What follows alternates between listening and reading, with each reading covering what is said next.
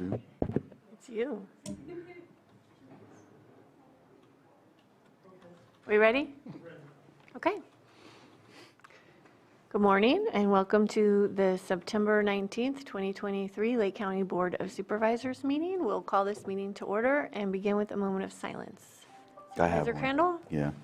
So I want to offer a moment of silence to Kevin Mendez. He's a descendant of Robinson Rancheria Pomo Indians. He grew up on Old Robinson Rancheria, where he eventually graduated from Upper Lake High School. Kevin worked in the lumber mills in his early adulthood, and then also was a very avid fisherman. You'd always find him either at Blue Lakes or Clear Lake, and then eventually you'd find a nice picture of either his limit of trout or a giant bass or catfish. So he leaves behind his beloved children and grandchildren and will be greatly missed. We offer our condolences to his family.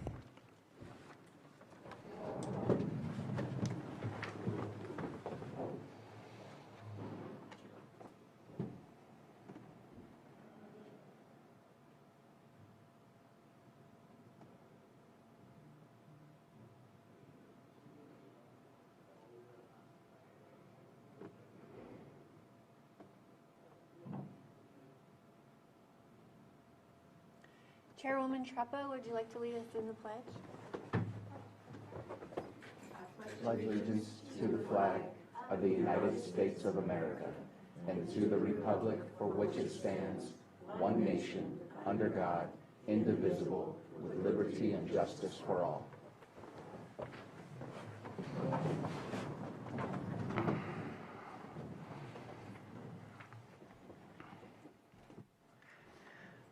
Do we have any extra items not appearing on the posted agenda? We do not. Okay.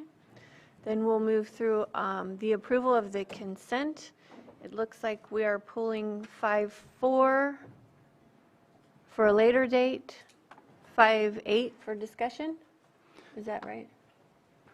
I think we can open up for discussion, but I believe that it will be pulled for a later date. Or just pulled for a later date? Okay, we'll do that. But I just want to make sure with behavioral health, so let's pull it for discussion. Sure. But I think it needs to wait for a later date. Okay, 5-12. It's pulled by Joan Moss. She's not here, but we'll pull it anyway. 5-19 for discussion today and 5-20 for today. Okay. Anything else? No? Anyone from the public have an item they wish to pull? Okay, I'll bring it back to the board. I'm sorry. Hi, I don't know which item it is, but it has to do with the warming shelter. Okay, this, it sounds like you you want to pull the warming shelter item? Yes, please. Okay, so that's 510? That's for the emergency proclamation? Yes. Okay. Can you come up to just for the record, just give your name into the microphone and ask that you'd like the item pulled, please. Okay, thank you. Hi, my name is Vicki Jeffers. I stay at the warming shelter, and I have been very grateful to have a bed and a... Okay, I just need you to say to pull it, and then we'll Okay, pull item 510, please. Yes, yes, and then we'll come back to it, okay? Okay. Okay, thank you. Okay. So any other items the public wishes to pull from the consent agenda? Not seeing any hands up. Okay, then now I will bring it back. Who kept track of all that? Here. Thank you. Madam Chair, I move to approve the consent agenda with the exception of 5.4, 5.8, 5.10, 512, 519, and 520. Second. All in favor? Aye. Aye. Opposed? Okay. Those consent items pass.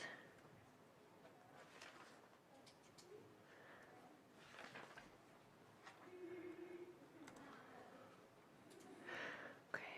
We have 1 minute until our public input item, so we'll just pause for a moment.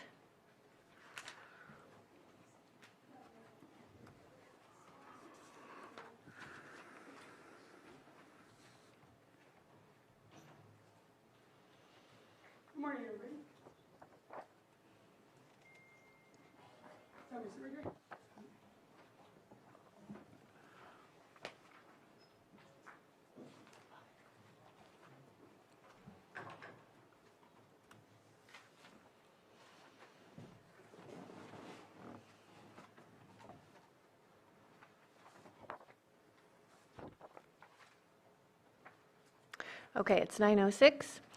Our 9:06 item is 6.1, public input. Does anyone in the chambers wish to give public input? You can come up to, oh, right, Elaine Brown, got you. You can come up to the microphone and have 3 minutes. Yes, I only have 3 minutes, so I would like to ask to be put on the agenda, the next agenda, if possible. And I'd like to cite 2 movies that kind of speak better than I do, and that is Gandhi. I will cite something in the brief message that I give, and also Ruby Bridges. People know who Gandhi is, but please watch the movie. It's very lengthy and it's very deep. Please watch Ruby Bridges. She's a little 6-year-old girl who in 1965 integrated the public schools in Louisiana, and she did it very bravely, and she did it with honor. And she did it in a way where both Gandhi and she were on the same page. So I really think they can express what I'd love to express better. I do want to speak on the homeless situation, and I do know that they're testing them to get into the homeless shelter, and that's something I'd like to address at the next meeting, what the testing is about and also what his masking is about. Also, Lake Pillsbury, I did speak to a lady up in that area. Lake Pillsbury is in Lake County, I believe, and they're wanting to drain it. Now, I'd like to hear, I don't know, I haven't done research on that, but I'd like to hear all sides on that issue. But we do have animals that will die. Fish, we'll have people that don't have water. And I don't know the particulars, but I would like to speak and know more and have people come to the table there. And on the masking issue, I'm hearing that that's coming back about. And just briefly, I want to say, you know, I wear this around my neck. And it's actually to be put on a table, or I could wear it as a scarf, or I could clean a toilet with it and then use bleach and get it as white as snow again. And I could put it on my mouth like this. And a child would never see the smile on my face, and you would not see a smile on my face. And I'd be breathing in my own exhaust, which is very poisoning to my own system. And I leave with this. Would you rather see this as a child, or would you rather see this as a child? Thank you. Okay, with public comment, because it's not agendized, we can't have a discussion, but I can point you to a couple of places. With the Lake Pillsbury issue, you can speak with Supervisor Crandall. It is in his district. I can assure you there's a lot of work happening in that space. So maybe it's just a matter of getting up to speed on what's going on. The warming shelter, we have an emergency and it's been pulled, so we're gonna have a discussion on that later. But you can speak with either Supervisor Spatier or Green or behavioral health in the back. And then there has been talk about masking mandates coming back, lockdowns coming back. There's no conversation about that happening here locally at the state or at the federal level. So I just want to clear that up. There seems to be some misinformation out about that. Okay. Any other public input? We're going to be bringing that back. We pulled that off the consent, and so we can talk about it. Yeah, no problem. So when we get to that, I'll let you know, okay? All right, thank you. Any other public comment on items that are not on the agenda? Not seeing anyone else in the Zoom or in the chambers, and I'm looking in the Zoom room and not seeing anybody. Yes. Supervisor Green? Just for clarity, the PROC that got pulled is kind of limited in scope to the weather aspects of the shelter, and I assume possibly that some of the people wishing to comment may want to go outside the need of the weather. So Okay, I was good point. going to suggest if in fact our comments were going to go beyond the 4 corners of the emergency resolution as it pertains to the weather and the need for a shelter, to discussions of operations at the shelter currently, public input might be the better way to do it. Let me just read to you what 5.10 is. It's approve the continuation of the proclamation declaring a shelter crisis urgency due to the current need for sheltering for those experiencing homelessness during the weather and temperature patterns that Lake County has been experiencing. So if your comments fall within that, then we can speak then. If they are not within that, then you can give public comment now. Okay, so if it's not due to the weather, I can talk now? Well, yeah, it's a shelter crisis urgency due to the current need for sheltering those experiencing homelessness during the weather and temperature patterns that the county of Lake has been experiencing. Well, we're here for fundraisers for the center, but not for the temperature. Okay, then why don't you come up you can take turns coming up, and what you'll do is state your name, and you can have 3 minutes, but because this is public comment, it's not the time to have a dialogue back and forth. Okay. Okay, so come on up and give your statement. Okay. Good morning, everybody. My name is Vanessa Grimley. I'm homeless. I was an addict. I still am an addict. If it wasn't for the homeless center, I would not be sober. I would not have a job. This is a documented signed letter by Nicole, who's the director. I can't pronounce her last name. But if it wasn't for her today, my restraining order against my mother would have been is now dropped. I can now see my daughter. I have a job. I'm sober. I need that place open. They've helped me. If it wasn't for me, I'd be dead. If it wasn't for them, I'd be dead. I'd probably OD'd already. Me and my dog have a place to lay our head at night, to park our car so it won't get towed. Now I can see my daughter. And I'm on the righteous path to sobriety. I need them, please. They've helped me so much since May. Thank you. Thank you. Anyone else?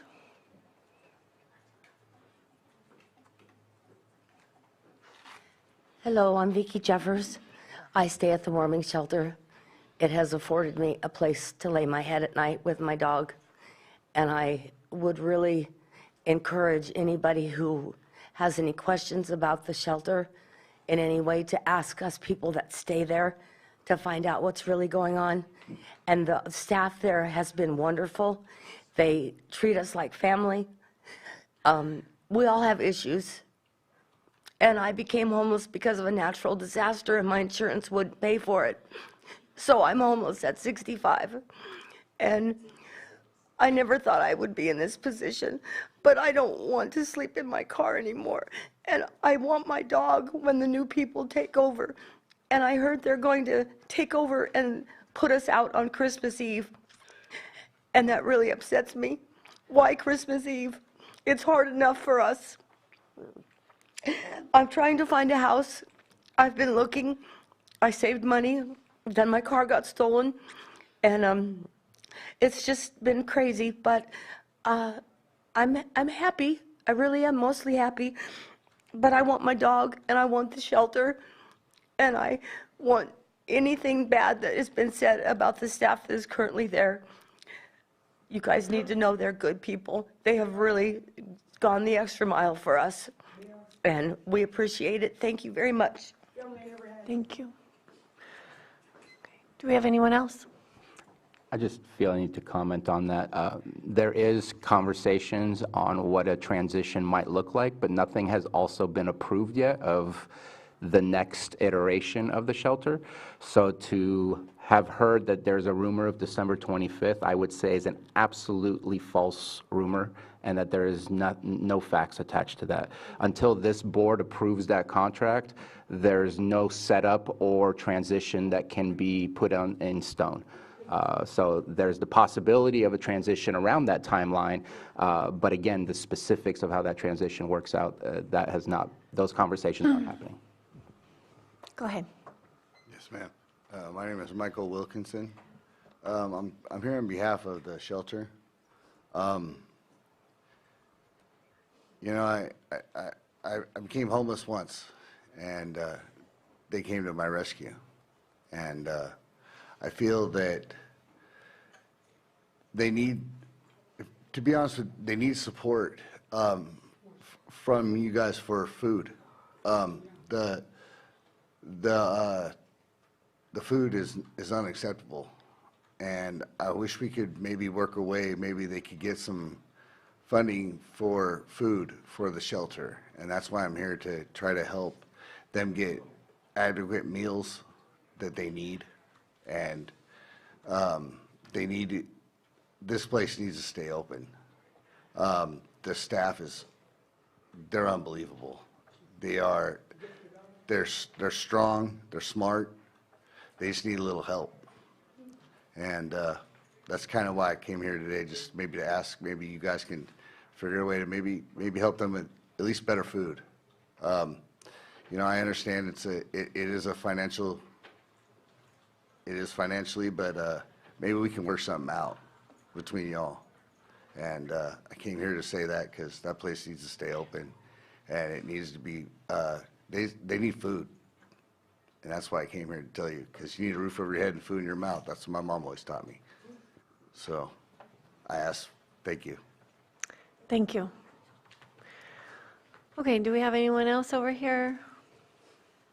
Yes, I'd like to speak to this, and I think there's a misunderstanding about the. Can you give your name again? Oh, yeah, Elaine Brown. Thank you. You know, I was homeless for about 2.5 weeks in my car because I had a dog, and I didn't want to give up my dog. And there's a lot more options if you have your dog, and I'd rather be in my car than have my dog. So we're on the same page. There was a misunderstanding, well, maybe not a misunderstanding. Can you please speak to us? A worker at the, saying that I blew up at her, and I have a witness, I did not blow up. But she was telling me that she's having to buy things out of her own pocket. And then when I countered her on why isn't that being taken out of the funding given, then she said, no, the funding was taking place. I did not blow up at her, which has been said. I'm a teacher. I knew she was lying because another worker who I highly honor there, who is doing a great job, and I didn't know her, told me that he was buying bread out of his own pocket. That's a problem. I'm on the same table. I'd like to sit across the table and work this out because I was there. And now there's someone else that was in charge when I was there, and I could only stay 2 hours because the floor was sticky. It was trash on the floor. My husband was a correctional officer for San Quentin, and it was far better at San Quentin when I walked in the halls of San Quentin than it was there. And I couldn't stay there for more than 2 hours for the trauma that just being in that room had in the bedroom, not in the common area. Thank you. Okay, do we have any further public comment at this time? Then we'll close public comment and we will move on to our next item, our 907 item. I'm sorry. Yeah, our 907 item 6.2, pet of the week. We have animal care and control.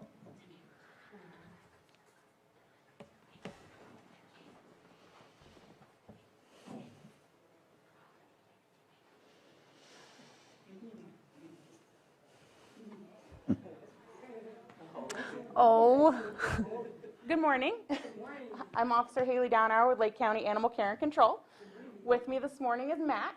He's a 6-month-old hound mix. And yes, we are still working on leash training. He came in as a litter of 3 with his 2 brothers. We still have all 3 of them. We think that any one of them will be great in any home with the right training. And Max is also here as a spokesperson this morning for the rest of the animals that we have in the shelter. We have a lot of young animals right now, and including kittens, and we have a lot of geriatric animals right now. So anybody looking for either some high energy or some low energy is more than welcome to come in and see us at 4949 Hellbush Drive, or they can go ahead and give us a call if they have any questions, 707-263-0278. Oh, thanks for coming and being such a good ambassador, Max. Yeah. Best one yet today. Thanks, guys. Thank you for coming. Hey, 6.4, our 9:09 a.m. item, presentation of proclamation designating the week of September 10th, 2023 through September 16th, 2023 as National Suicide Prevention Week. And we have Supervisor Sabatier for the presentation.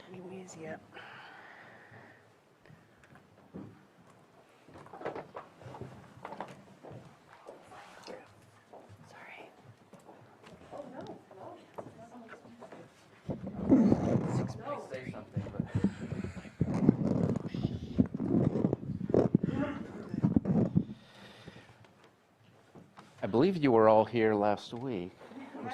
We're seeing a lot of each other. So one of the beautiful things we enjoy about Lake County is there's a lot of space. Unfortunately, that creates solitude for a lot of people who may not have family living with them, who may not have neighbors right next door to them, or who may not have a social network that supports them. And so today,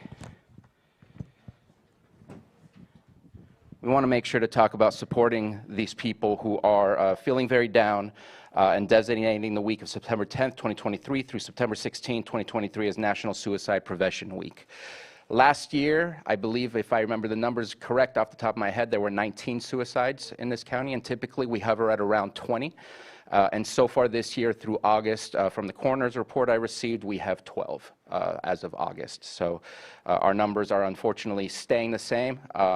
And so reaching out, making sure people are okay, being aware of what to look for is important to make sure that we can save lives and let people know that we care. Whereas September is recognized as Suicide Prevention Awareness Month, and the week of September 10th through September 16th is National Suicide Prevention Week, which individuals, organizations, and communities bring awareness to the ongoing epidemic of suicide, bring hope to those who are struggling, offer support to those who have lost loved ones, and educate and destigmatize, provide resources and community outreach to the community in an effort to continue to prevent suicide. And whereas suicide remains the 11th leading cause of death in the United States and the second leading cause of death among individuals between the ages of 10 to 14 and 25 to 34, with 12.2 million people having thoughts of suicide, 3.2 million having made plans to attempt suicide, and 1.2 million who have attempted suicide. Those numbers are horrible. And whereas Lake County has the second highest rate of suicide per capita in California, with 16 confirmed deaths per 100,000 total population by suicide in 2021, and whereas suicide affects everyone regardless of age, ethnicity, or background, and promoting and maintaining individual and community wellness, knowing the signs and symptoms of suicide, and provide adequate services to those in need will continually help in reducing and preventing suicide. And whereas recognizing the urgency of providing prevention and intervention services available to all residents of Lake County, including those who are high at risk. And whereas there are resources available, including the 988 crisis line and text line, 741741, wish it was a little easier than just that number, crisis text line, and Lake County Behavioral Health Crisis Line for anyone who may be experiencing suicidal ideation or are concerned about someone they know who may be experiencing suicidal ideation. The Lake County Behavioral Health Prevention Team has trained 400 youth and adult community members in suicide prevention in 2023 alone. And whereas community members are urged to take action for suicide prevention and strive for zero suicides by contacting Lake County Behavioral Health Services for more information regarding suicide prevention and education efforts in and around Lake County. And whereas the month of September is recognized across the United States as Suicide Prevention Month to bring awareness and prevention to each community to help find their role in preventing suicide. Now therefore be it proclaimed by Lake County Behavioral Health Services and all members of the Lake County Board of Supervisors on the 19th day of September 2023 that the month of September 2023 be declared Suicide Prevention Month, and that the day of September 10th, 2023 be declared World Suicide Prevention Day. Passed and adopted this day and signed by our chair.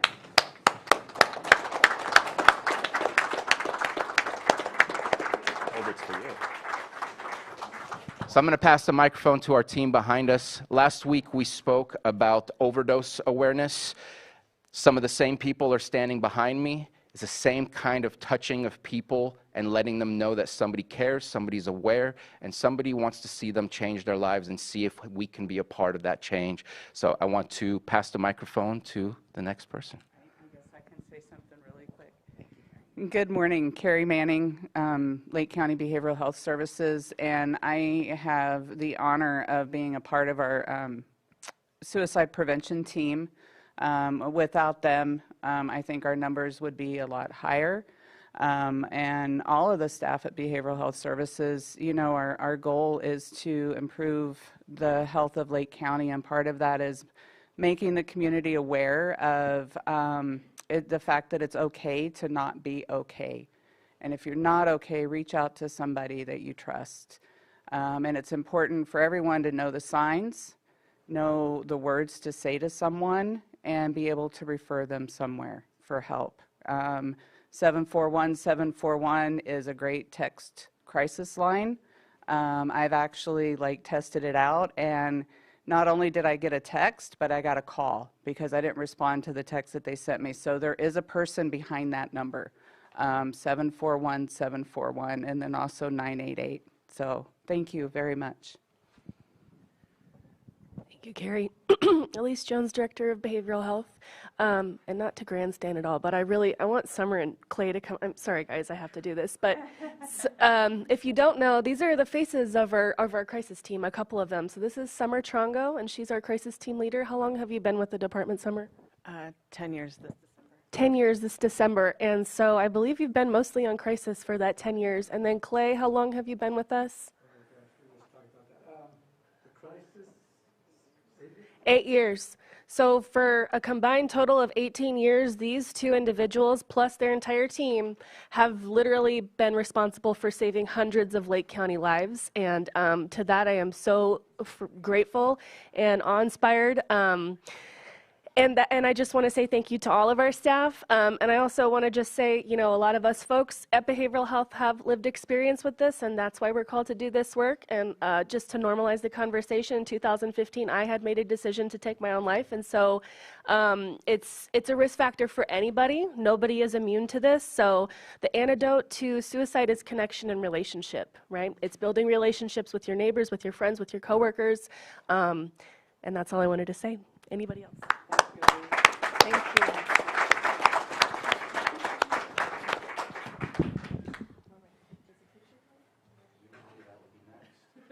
Do we have anyone in the chambers who would like to give public comment on this item? You come on up and you can state your name and have 3 minutes. Hi, Vicki Jeffers. I have used that hotline, and I was very grateful that it was there. When I first became homeless, I was pretty destitute, and I thank you guys. My mom committed suicide, and it's very devastating. It's a very serious emotion to go through your mind, to think that you could spend your last day on earth because you're depressed. And I thank you guys for being there. I think the phone numbers should be advertised more often so that people will call it and text it. It's very helpful. Thank you. Thank you. Do we have anyone else who wishes to speak on this item? Okay. All right. Go ahead, Sam.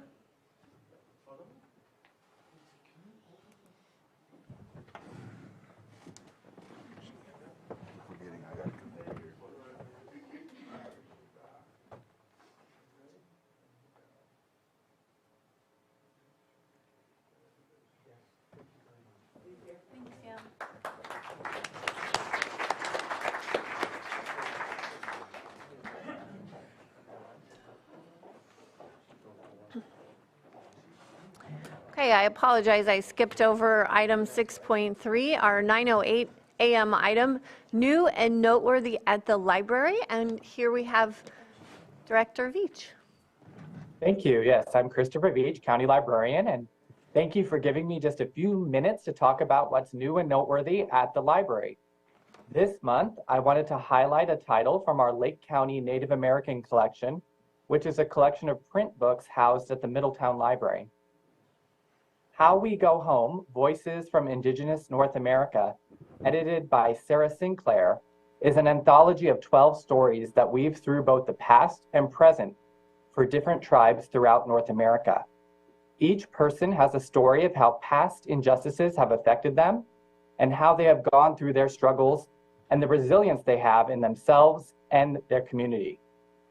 Murray Sinclair, former Canadian senator and First Nations lawyer, praised How We Go Home, saying, "How We Go Home confirms that we all have stories. These stories teach us history, morality, identity, connection, empathy, understanding, and self-awareness. We hear the stories of our ancestors and they tell us who we are.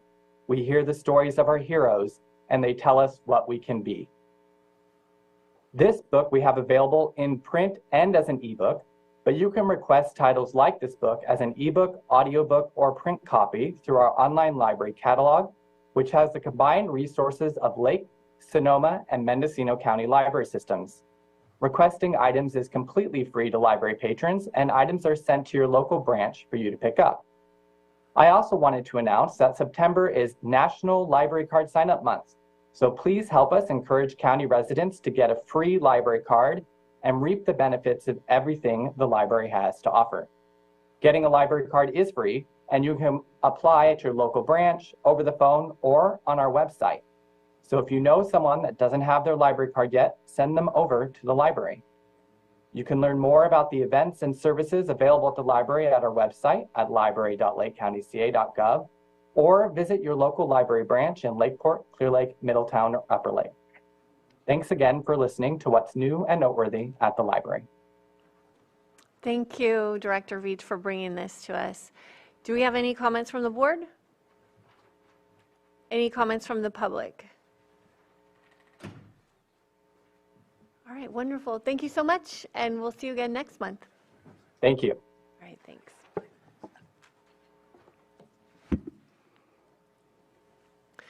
.5, our 9:10 a.m. item, presentation of proclamation declaring September 22nd, 2023 as Native American Day in Lake County.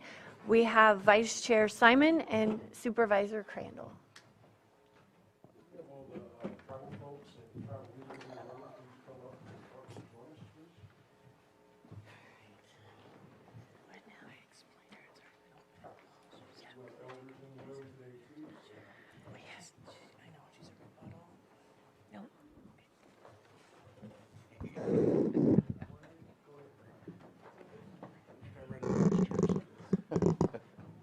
All right.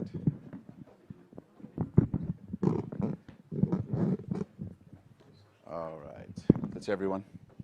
All right. Well, thank you for coming to this while we present this proclamation. This past weekend and then throughout the rest of the month, there's going to be a series of tribes conducting a big time, but that doesn't accentuate who we are. We're businessmen, businesswomen, politicians. We also are mechanics, lawyers. You know, there's doctors, and so there's everyday Native American folks from Lake County. Come on up. And so, and not just in Lake County, but everywhere. But I highlight this because a lot of times when people think about us, and I was talking to my dear friend yesterday, they think of those things. They think of our regalia for ceremony and things of that nature, but we're also other, other professionals as well. So wanted to highlight that and read this proclamation forward from here. So, this proclamation declares September 22nd, 2023 Native American Day in Lake County, California. Whereas Lake County has been home to people for greater than 12,000 years, which I think has been determined 22,000 years now. But in the richly diverse cultures of the 7 tribal nations indigenous to Lake County, Middletown Rancheria of Pomo Indians of California, Khoi Nation of Northern California, Big Valley Band of Pomo Indians, Scotts Valley Band of Pomo Indians, Habematalo Pomo of the Upper Lake, Robinson Rancheria of Pomo Indians of California, and the Elam Indian Colony have informed every aspect of our community's history, and whereas Native Americans have helped to make our community stronger and more prosperous, and whereas we celebrate the richness of the county's unique tribal history and traditions and the impact Native American cultures have had upon every American. And whereas in 2019, our board took the historic step of declaring each second Monday in October as Indigenous Peoples Day in Lake County, an affirmation of our commitment to honoring this unique and powerful local history, and whereas Lake County is committed to protecting the sovereign right of Native American tribal organizations and institutions to strengthen our own communities, and whereas in observation of Native American Day, the County of Lake encourages all citizens to join in recognizing the accomplishments and contributions Native Americans have made to our county, and salutes those who have sought to honor the important role of tribal leadership in our county past present and future. Now therefore be it proclaimed that the Lake County Board of Supervisors declares Friday, September 22nd, 2023 Native American Day in Lake County, California, passed and adopted this 19th of September 2023. Signed, Jessica Pyska, Chair of the Board of Supervisors.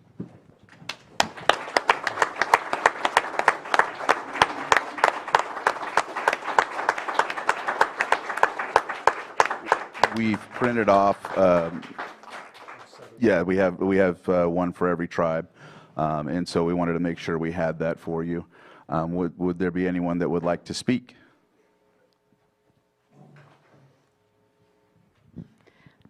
Thank you. On behalf of the Hebemato Pomo of Upper Lake, we appreciate this acknowledgement of our tribe. I'm going on my 20th year next year, and there's been a lot of change up here and in staff, but the purpose of our government is not only to promote our people, preserve our culture, but we recognize that we can't do that in a vacuum, and that we work day in, day out with the county, various agencies, and we have a deep, deep commitment to this community, and where resources are available, we like to give back as much as we possibly can, because we know we're all interconnected here, and if we succeed, y'all succeed. We have to do this together, so thanks again for the acknowledgement, and pass it along. Thank you, Chairwoman Trapper.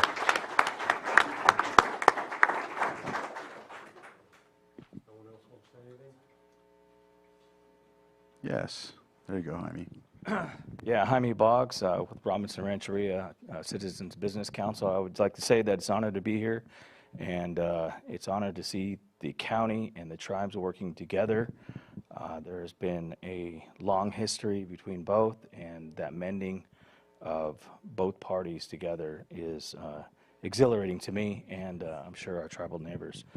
But more importantly, there were some issues that were brought in today that are dear to us also, as far as suicide prevention that is concerning us also. There's a number of missing and murdered Indigenous women across the country, and the tribes are banding together and addressing these issues. Thank you.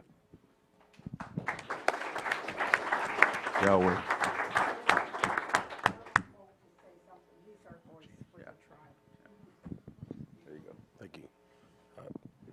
when an elder speaks, you listen, obviously.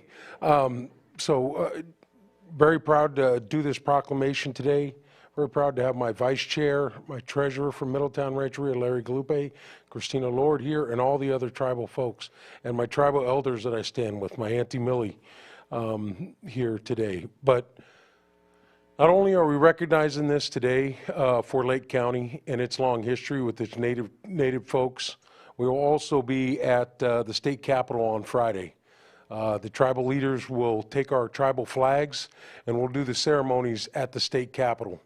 As you know, there's 110 recognized tribes here in the state of California.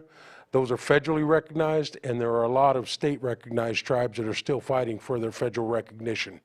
There are a lot of landless tribes left in the state of California and across the country, and that is something I'm going to dedicate the rest of my life to getting land back for our tribal nations. I want to make sure how clear that is to everybody. We come from the earth. We come from the trees, the animals, the dirt. That's who we are. And getting that land back is the most important thing that we can do in this next quarter of a century here for our tribes. And we're going to dedicate that to that. So please, if you see a tribal person, please join with them in celebrating on Friday. But I couldn't be any prouder that we present this proclamation on behalf of the county and also the tribe. So thank you very much. It's an honor to be here today.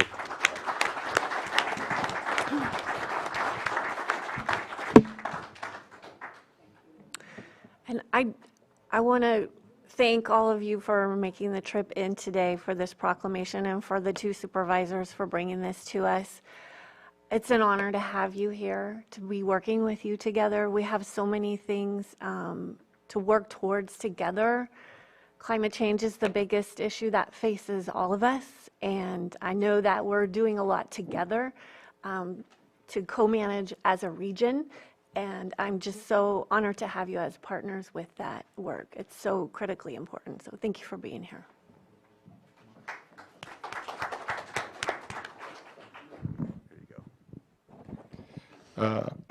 Hekate mai ochkate council weekend Robert Gary Yachake Lembak Lembak Yachake Chabema Talalkit. How are you today? My name is Robert Gary. I'm from Alem and I work for Habemetal. Today, I just it's I'm honored to be here today. I think in this acknowledgement, but I also have a question. What does this mean? What does this mean to be able to have or establish a good relationship with the county? Just like, the board is talking about establishing, working together, acknowledging and also educating, I think, about the tribal communities that are within the area. In 1968 is when Governor Reagan actually established Native American Day, the fourth Friday in '68. And in 1998, the State Assembly acknowledged an AB 1953 for an actual holiday. As I was growing up during this time, we all still got together during that time because of that acknowledgement. As a young boy, I used to go out to Sacramento, and the tribes would get together, and we'd all dance at Cal Expo there. It was acknowledged by the state. Just like Supervisor said, at the state this Friday, all the tribes get together. So my question again is, what does this mean?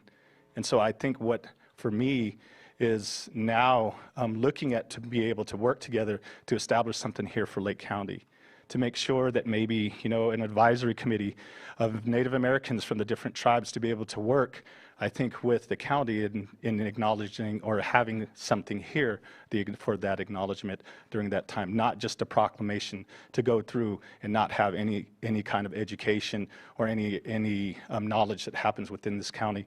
This county is unique because it has so many tribes in one location, a lot of shared territories, world-renowned basket weavers.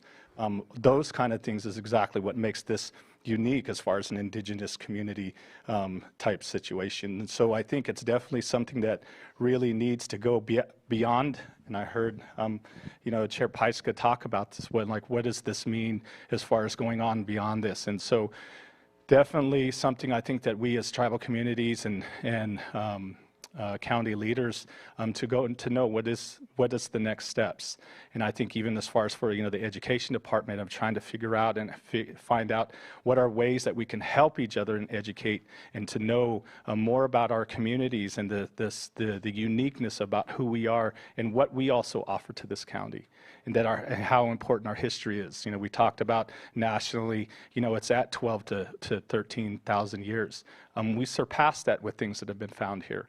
That's how long that we've been here. And so I think it's those things that we have to work with each other to be able to help one another to establish something. And hopefully, I think with the uniqueness of Lake County itself, start creating these, advisory committees, like I said, of the tribes to be able to hold our own event, to be able to acknowledge those things here countywide. Thank you.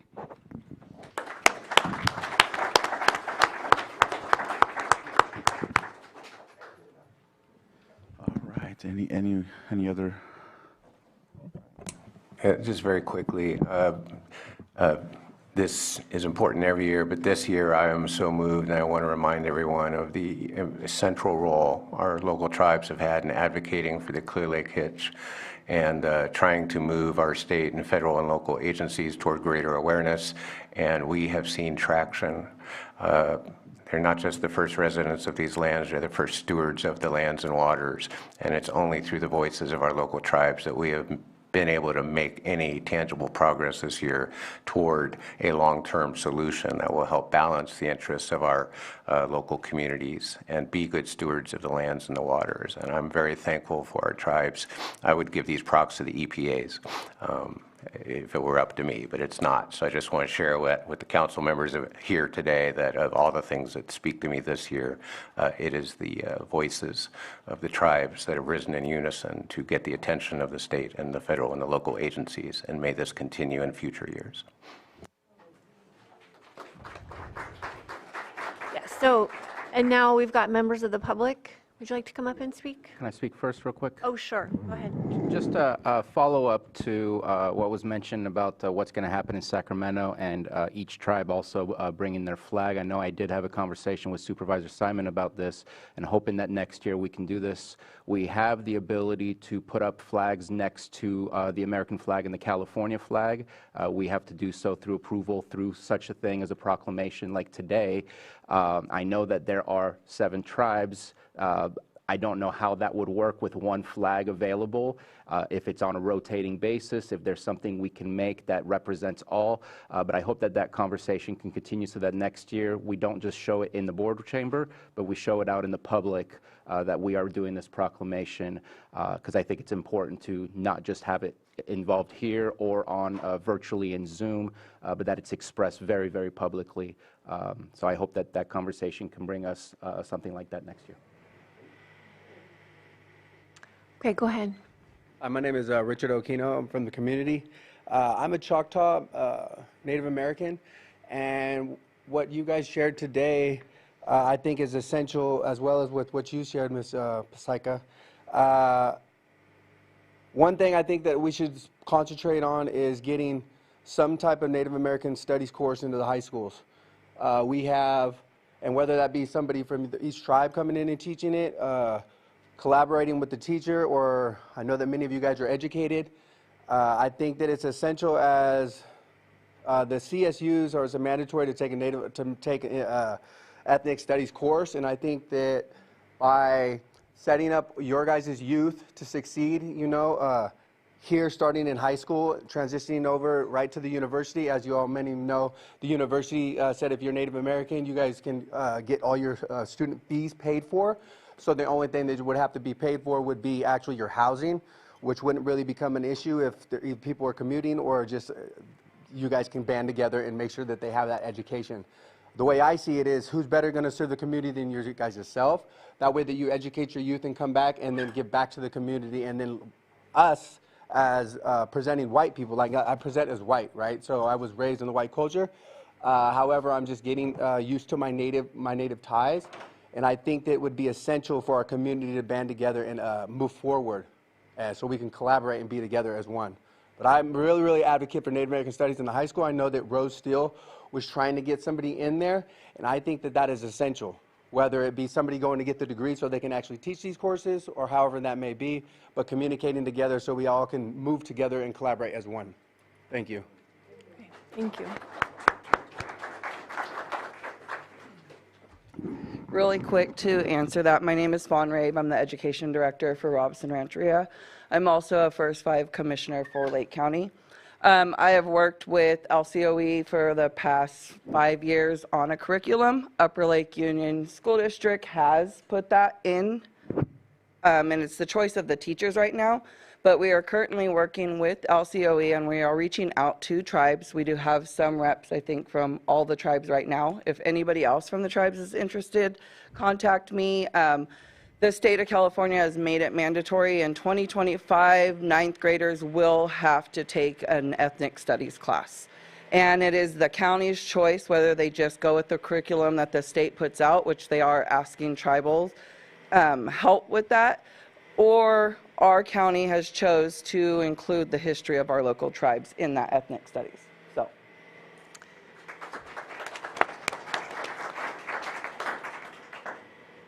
Hi, Elaine Brown, educator, and I would just like to thank you. I think the thing that we all can be agreement on in this room is what's in the middle, and that is that beautiful lake. And I'm only recently acquired this area, knowledge of this area about 2 years ago, and I've seen 2 summers where it was a low lake, and this summer with lots of water. And it's been such a beautiful thing to see such things thriving now. Actually, commerce is thriving. It's a beautiful thing. So I think if we start with what we all can agree on, which is that lake, and can sit down at a table together and eat a meal and talk this out together, because there's so many people that sit at that table. There's you, and then there's people that have wineries, there's people that grow pot. There's all different feelings that come to our minds when we hear those words. And the thing is, I know there's a Jewish tradition, if we sit at a table and eat, that we're calling ourselves to be friends, and then we leave that table and we can be still friends, even though we don't agree on the same issues, but we can come to that commonality. And that's what I fight for, and that's why I think our country is standing for, and I stand for this country, and I stand for you as well, because we do have to do this all together, but we have to do it as friends and not adversaries, and there's a lot of issues on that table. Thank you.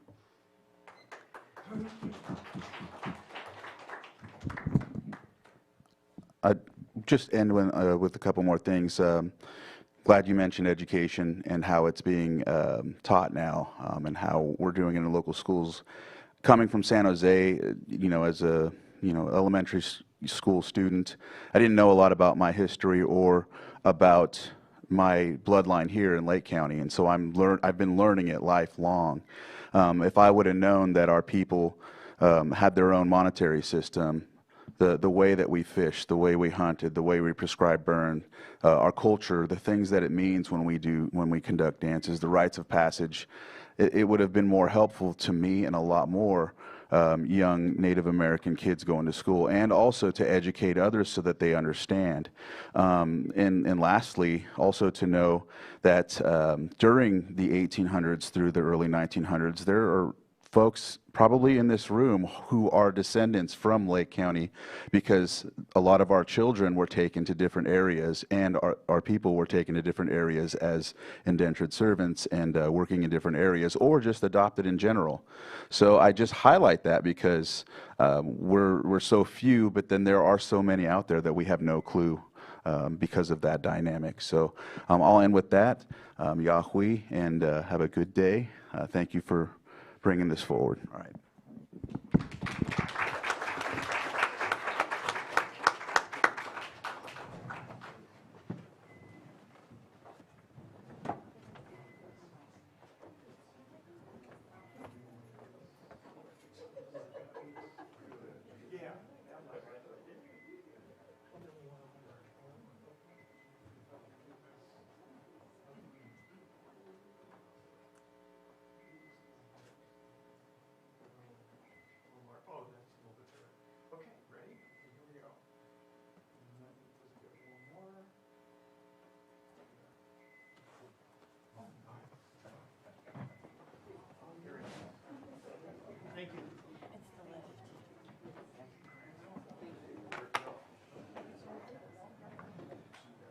Today was the day to do it.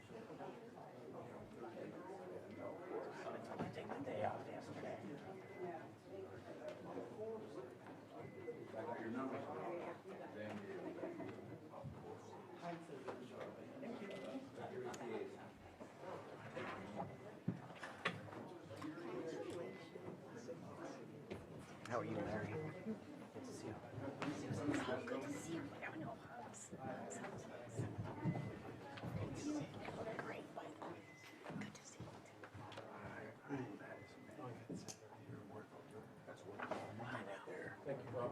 Thank you, Brock.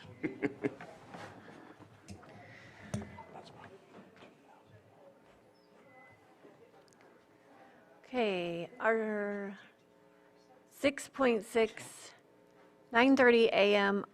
hearing, consideration of requested hearing appeal by Richard Saunders for a notice of nuisance and order to abate issued against 15892 Kugelman Street, Lower Lake, APN number 012-025-860. And we have our Community Development Director up here, Turner, and Code Enforcement.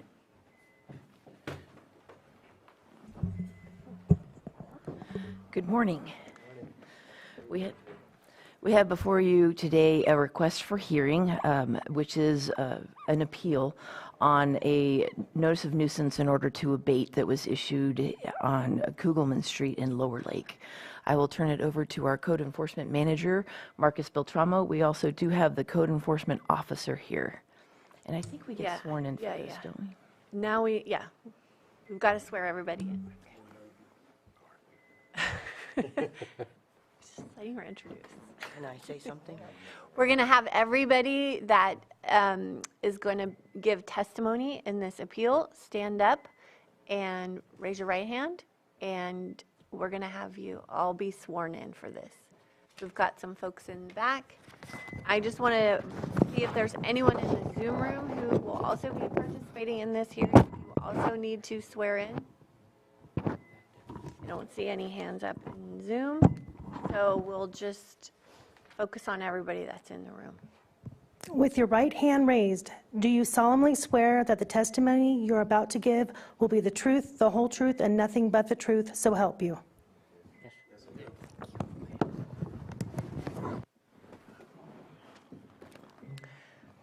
Well, we'll start with the introduction from code enforcement, and then we'll give you your opportunity. Good morning. My name is Marcus Beltramo. I'm the code enforcement manager for the County of Lake.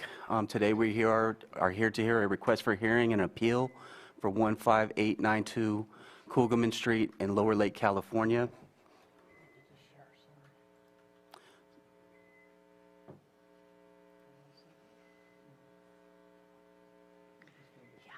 Sorry about that. Do you want to come sit up here?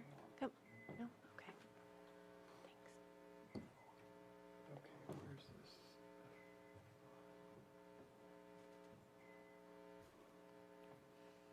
Here we go. All right. Thanks, Sam. Thanks. All right. I think it's that one. All right. And I'm also accompanied here today by the lead code enforcement officer, Christopher Colin, who can testify or answer any questions that the board may have regarding this investigation and this situation. The appellant here today is, the appellant for this matter is Richard Saunders. I believe Mr. Saunders is here today, present today. As always, we always give the property details or the context here. The zoning designation is SR Suburban Reserve. It's about 0.66 acres. The property owner is a Patricia Hernandez. I believe she's present here today as well.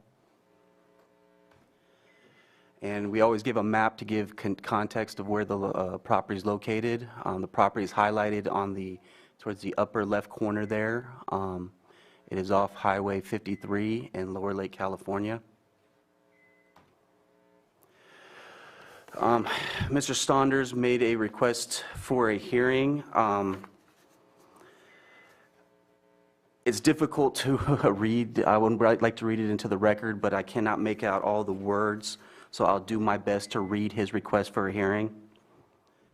If there's any corrections necessary, I'm sure Mr. Saunders will correct me or clarify any information in his request or appeal. On the grounds for favoritism and neighbor sent and took pics and call in after they destroyed property and should be also checked for code violation that is on that property and was all right. Turned in.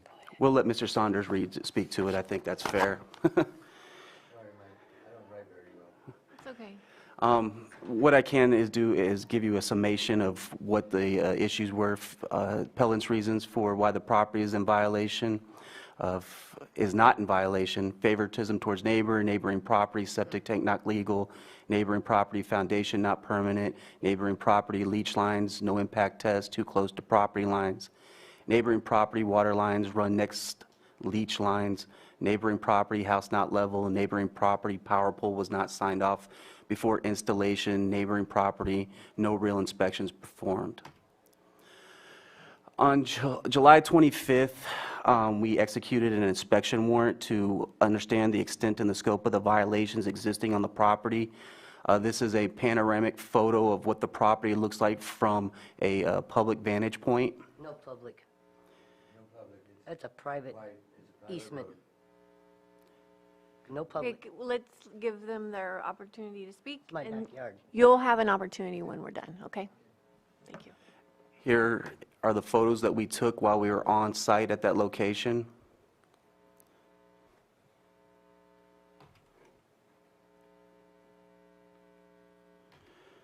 As you can see from the photos, there's inoperable vehicles, dismantled vehicles, wrecked vehicles, unpermitted structures that have been up on a permanent basis, miscellaneous rubbish, garbage, items that are stored out in the open.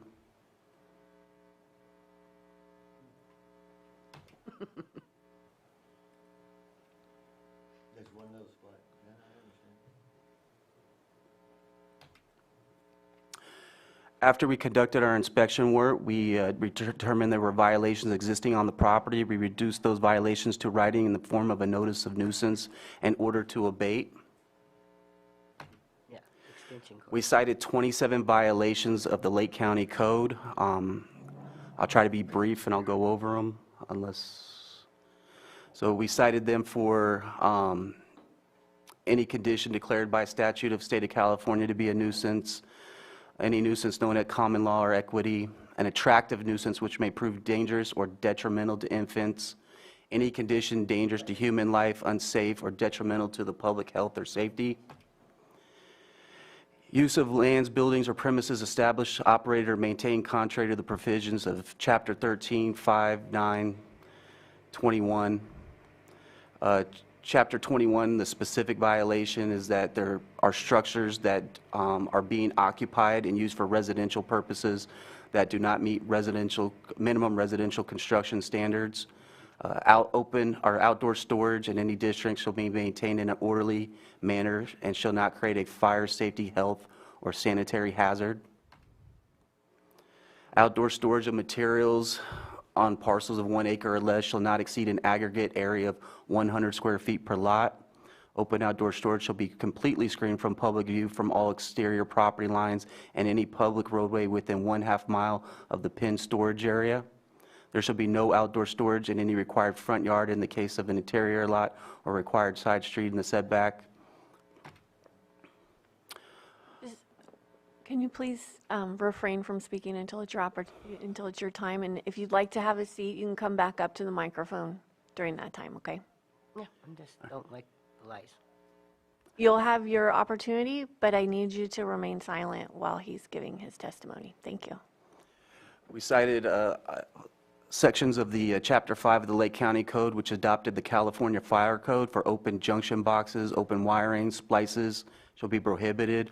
All coverage shall be provided for all switch and electrical outlet boxes. Extension cords shall not be a substitute for permanent wiring. There were extension cords throughout, all over the property. Okay, would you please have a seat? I didn't say nothing. You're making noise in the microphone and we're trying to hear his testimony, so I need you to just have a seat and I'll invite you back up. They're not my boss. I need you to sit down while we're hearing this testimony, and you'll have an opportunity to come back and give your side once he's finished. I will invite you back up, but I need you to sit down. Then we're not going to move forward. I don't want to. I don't want to.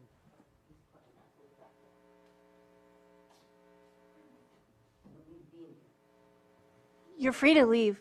There's a video outside if you'd like to watch out there. There's a live feed in the lobby. I'm sitting.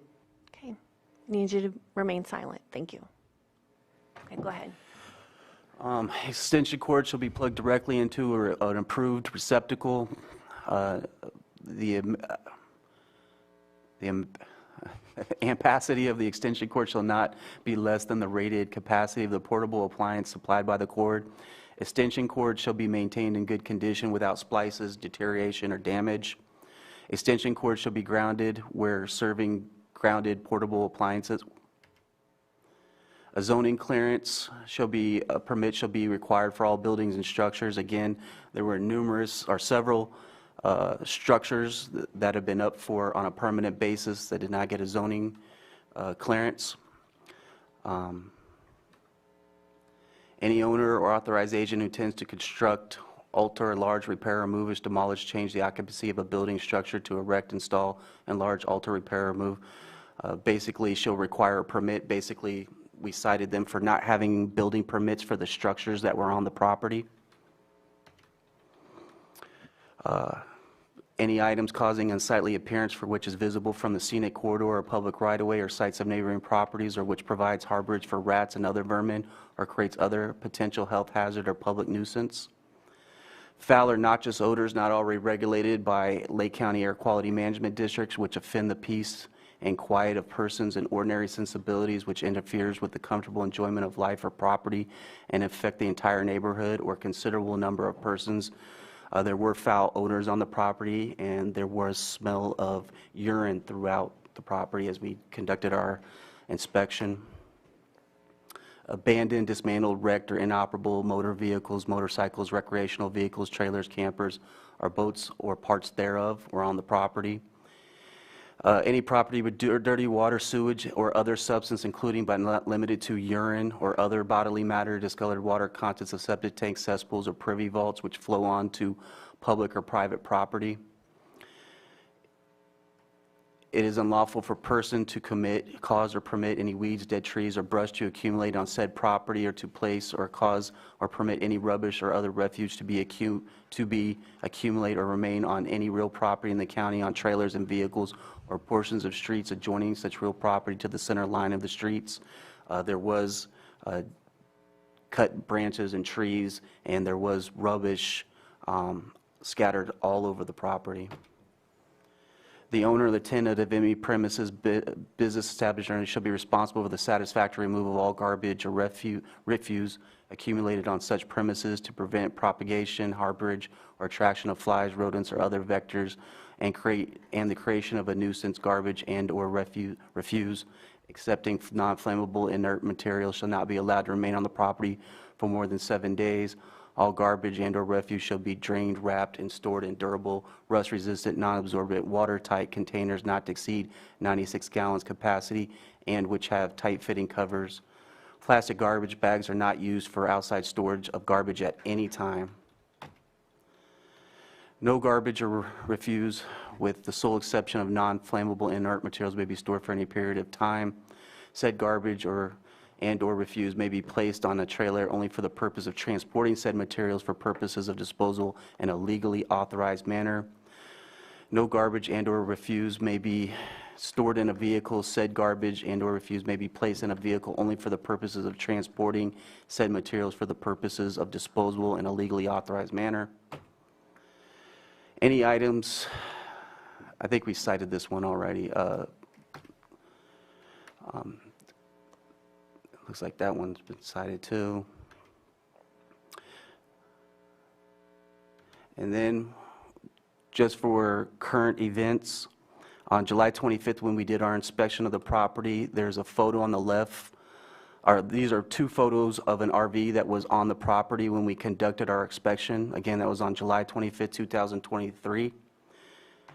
We got a complaint that there was an abandoned RV in the middle of a field right off of Kugelman. On August 22nd, 2023, we determined that this RV here is the same RV that was on their property and had been moved and dumped in a nearby field. Staff is recommending the board uphold the notice of nuisance in order to abate and to direct staff to move forward with the abatement process within 30 days. At this time, this concludes our presentation. Okay, thank you. Would you like to give your... Right, it is, so what I'd just like you to do is speak your name into the microphone and you can give your testimony. My name's Richard Saunders, and we could start back at the beginning. Marcus here says that he don't know these people, and I don't know where to begin on half of it, because the pictures are bad. Yes, they are bad. Every time, I need to get something done, they come over. The neighbor calls them over, and he comes right over to snap them pictures. Like when I'm in the middle of moving, that stuff ended up like that because of the snowfall we had this year. in the summer, or in the winter, the thing, my portable garages, they collapsed. And that's what caused that mess. Okay, this is all over an easement that runs right, if you want to pull that map back up, we could start from there.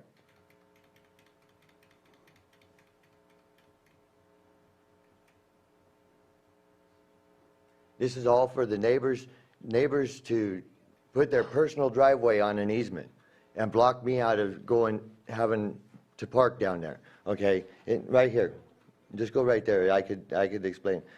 Right there. See where my gate is? Right there that's open? This trash right here on the left, I had friends almost go to jail for this trash because that belongs to the neighbors. They're the ones that put that there.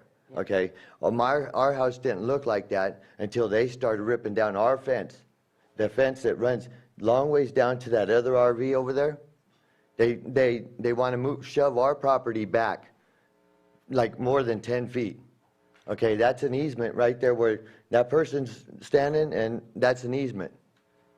Okay, whether he supposedly owns it or not, that has a deed of its own. It shouldn't have an APN number on it now. All this paperwork has changed. Her property has changed due to... The APN number you said? Sorry, say your name into the microphone? Your name. And I'm Patricia Hernandez. I'm the owner of the property with my husband Salome. The APN number that you said has been changed without my acknowledge. I have 2 APN numbers for 2 properties. And it's been changed behind my back without my permission to that 1 PN number, which is not legal. That is illegal to do. My husband is mad about that. And our loan has the 2 numbers. Everything we pay has 2 numbers. I pay taxes on 2 properties. I don't pay taxes. Do we have a parcel map?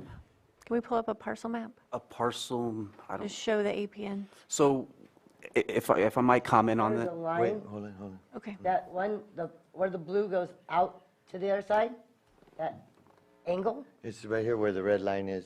where the red line is, it's supposed to go through there. And one APN is 061, and the other one is 056. Okay, but that's your parcel that's got Those the are blue. my parcels. Yeah, that's And- one of them. Okay, and that's where that the comes out No. right there. the blue, He is on that property, this neighbor back there, and he's trying to go more. okay, but the parcel where the abatement occurred is on that. So we didn't conduct an abatement, we did an inspection. Okay. What we're doing here today is that we have a notice of nuisance, a pending Okay. notice of nuisance in order to abate, and depending on the outcome, we'll determine if we move forward with the abatement. And my theory of the whole thing is, anytime he wants something done, he comes to my house, okay? And disrupts me by telling me, You live this- on the same, yes, I do. I live You in live- the same house. in the same house. And that is the parcel with the blue line around it. Yes. And that is where what it all is, of this refuse and is all it's coming. all there. Right. Okay. And see, And but- it's a but serious wait a health and minute. safety concern that we. It don't even look like that now. No. Okay, but what it is I have they have a restraining order against me because they ripped down my fence, and I told them I was going to shoot them if they, that's why they got it. They ripped it down 17 times. They cost me money. They do whatever they want to do. And Okay, the sheriffs and never do sheriffs don't- anything to these people The- back here. when She put a gun on my Okay, grandson. but this is separate, these are Right, separate right. issues from what we're talking about No, today. It's all That's all combined into combined. one. Except that And he's involved in it, and I He's helping know them try to he's- steal my property is what he's doing. Okay. Because Now, you mentioned the assessor's condition of your office has property no doesn't, jurisdiction to change APN the numbers. assessor's not in here today. Yeah, Well, but they're supposed to be here according to the paper. Okay. Everybody had because problems. Ryan at the assessor's office takes it upon himself to change. Okay, I'm going to stop you about, Yeah, we're not talking about the parcel numbers. We're talking about the abatement and the amount of garbage and Okay, all the code right, violations okay. on the property that's outlined in blue. That's what we're here to talk The about. point I was trying to make on that is the trash that you've seen that I pointed out, he said a long time ago that he was going to come over and personally take it to the dump. Okay. To stop the fighting. How is it fair for me to abide by their rules if they can't even abide by their own rules? When they tell me they're going to Why is he come, going to come and take the they're neighbor's gonna garbage come- for him out of the front of our yard, off my property in the front? Yes. When the neighbors should be responsible for moving their own. So today we're here to talk about the trash in the That's what neighborhood. I'm So we're asking you guys to present evidence to us as a hearing board why what we see today with the photos, the pictures, and things that have been done, today is your time to present evidence. Okay, Not come with a theory or what you believe. no, what I'm saying is, To present evidence. I understand what You you're said it asking. was I'm a just theory, telling you- so. Stop.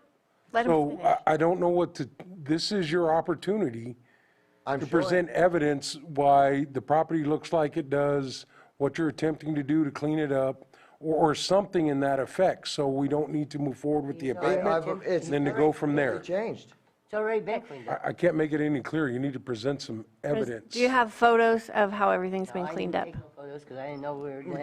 They should have it. They have lots of photos. They film us take 24 hours a day. Take pictures all the time. Okay, so I'm going to ask you one more time. Do you have any evidence to present? Well, if it's against the trash, no. But Okay. it's, like I It's- said, this- I that's don't what have this it. is about. I don't have it. It's I been- have what's, There's been a lot of vehicles removed. The everything's camper changed. got stolen. I don't know where they took it. They took it down the street, it been dumped. Don't know. I was in jail. He wasn't even here. I'm just answering the questions that you asked me, why, he's reading the thing, I'm telling you the statements on everything that's going on. Okay, so we're seeing evidence of the violations? Well- And it doesn't, Because I have pictures, lots of pictures on my phone. I have paperwork, All we have is the map that shows the same map, that shows my parcel. I have a grant But it's deed. all over- it's I all have over the that. original grant deed that easement belongs to the county, does not belong to the neighbor. okay. Then I have- if you have no evidence to present, I'm going to ask anyone else for their testimony right now. I've done it's cleaned up. It's all cleaned up. It's pretty Has it much been cleaned up. inspected lately? When was the last time it was inspected? Do you want to come up and, come on up. Our code officer, Christopher Colon, would be the best one to testify to our answer. Christopher, come over to the microphone, please. Or you can come up and sit here if you'd like, wherever. Good So when afternoon. was the last time you were out there? Good afternoon. My name is Christopher Cole, and I'm code enforcement officer with the County of Lake. I haven't been out there prior to their appeal. Okay. So whenever the date of that appeal was, I was out there prior. Okay, thank you. And it was getting cleaned up then, was it not? Yeah, the cars were gone. I Some of didn't the see cars are gone. anything change. The only thing, the only change that was made is we had a 24-hour or a 48-hour summary abatement notice for some electrical hazards, fire hazards that were in place. They did clean up those, the extension cords, outlet boxes, and so forth. But other than that, there wasn't much else that was cleaned up. Okay, thank you. I'm going to ask, I know we have some other people that stood. Would you like to come up and give testimony? And maybe you could step aside away from the microphone and we can hear from Who's that guy? the other individuals. Come up to the microphone and Never seen that guy before. state your name. My name is Bill Stone, and a recent property owner. I bought a house next to this place over there, and it's actually worse than the pictures are. My main concerns are fire, as everybody in Lake County is concerned about fire. My fire insurance is through the roof, as you guys all know. Another big concern is contaminating my well by human waste, and the age of the vehicles, they're all probably leaking oil, transmission fluid, rear end, all kinds of fluids are leaking out of 30, 40-year-old cars. And I live in Lake County because it's beautiful and I love it here. And I want you to deny this appeal and get this pigsty cleaned up, please. Okay, thank you. Do we have anyone else with testimony? I got the statement. Just a moment. Anyone else? Come on up.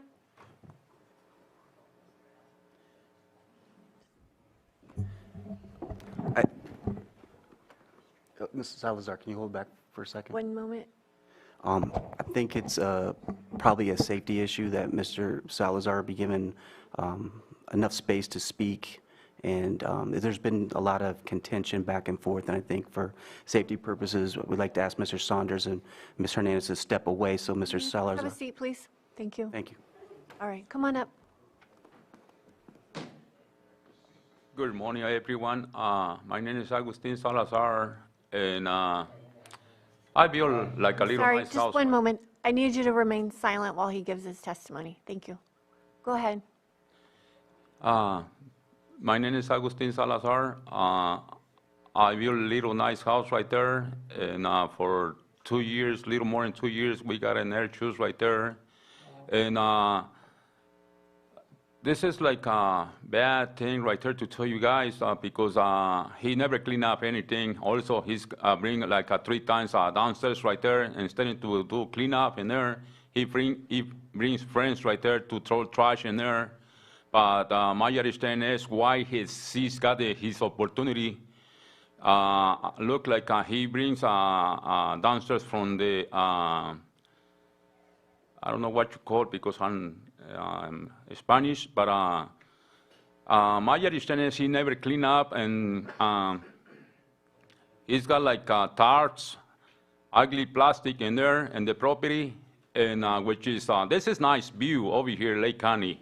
I really like it, but what they look like property right there, nobody wants to buy. I tried to sell my property, and nobody wants to buy my property because all that. Thank you very much. And I say again, thank you guys again. Thank you for your testimony. Do we have anyone else who's here to give testimony that has not yet spoken? Can children speak? Okay, do you have evidence to present? You do, okay.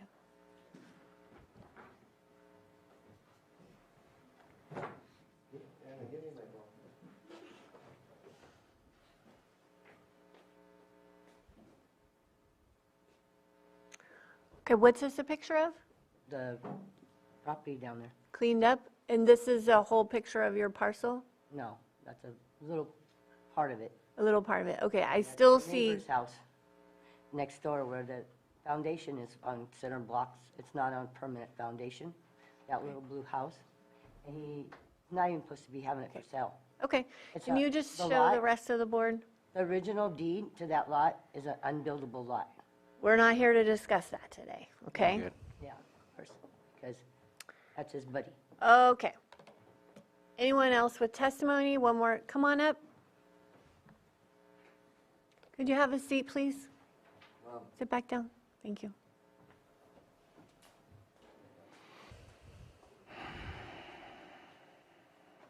Good morning. My name is Daniel Salazar. I'm son of Augustine Salazar. I was just wondering if she was able to show that evidence on her phone, if I could show a little evidence on my phone, if that's okay. I have here live footage. It's currently live of how it looks in there. It's a floodlight that we have out there with a security camera. Okay, let me just, how do you want to have all of these? I mean, we don't, the evidence was supposed to be presented, and Yeah, so your board may accept evidence, including the weight of such evidence, as your board may deem pertinent. So it's all on the basis of whether your board would deem such evidence or what's being proposed as evidence as relevant okay. For you. And then the next stage after that would be to weigh such evidence if your board decides to take in that evidence. So can you just explain to us what it is you'd like to share? Yeah, just from standing back there and hearing the allegations that they're saying that it's all cleaned up, I want to say that is definitely untrue. It's been worse, as my dad was mentioning. They've had multiple opportunities where they've sought help and had dumpsters out there. I don't know if they were issued from the waste management themselves or something, but they've had about 3 occasions where they had large dumpsters. And instead of cleaning up, they would have their friends come over and dump into those dumpsters, and then they would get hauled away, and there was no improvement whatsoever on that property. Up until now, there's even more trash on there. Towards the front, when you come into the property, he's, instead of taking down those little tents that he has, it's almost like he set up a area to work on some kind of cars up towards the fronts, and it's all, I wouldn't even say it's boarded or anything. It's almost like a plastic material, kind of like a trash bag material, and it's just a little square, a little bubble where he can go in and do things, and it's a little suspicious for us, you know, especially living there with having problems. We don't know what he's planning or doing in that little shanty. So, but I just wanted to show what it looks like currently now on my phone, if it's possible, just so you could see. It is a live feed of how it looks exactly to the second right now. Madam Chair, I'm concerned in looking at that for the fact that camera systems are supposed to look at public right of way and not other people's properties. So I don't know that I want to look at a camera system that may not be adjusted appropriately where you're showing me someone else's property. So at this moment, I have pictures. I've heard testimony. I don't need to see anything further at this moment in time. So I'm looking at our county council just because I'm a little concerned about looking at such imagery. Yep, and so that's why I appreciate you just telling us with your words. Oh, okay, yeah, no, definitely. Yeah, I just would definitely like to say, as far as today, there hasn't been any improvement. If anything, they might be feeling a little intimidated, and that's why they're saying those lies, saying that they've already cleaned up, but it hasn't cleaned up. That's why we're here today, or else we wouldn't be here. Okay, thank you so much. Do we have anyone else who has not given testimony yet? Okay, I'm not seeing any hands up.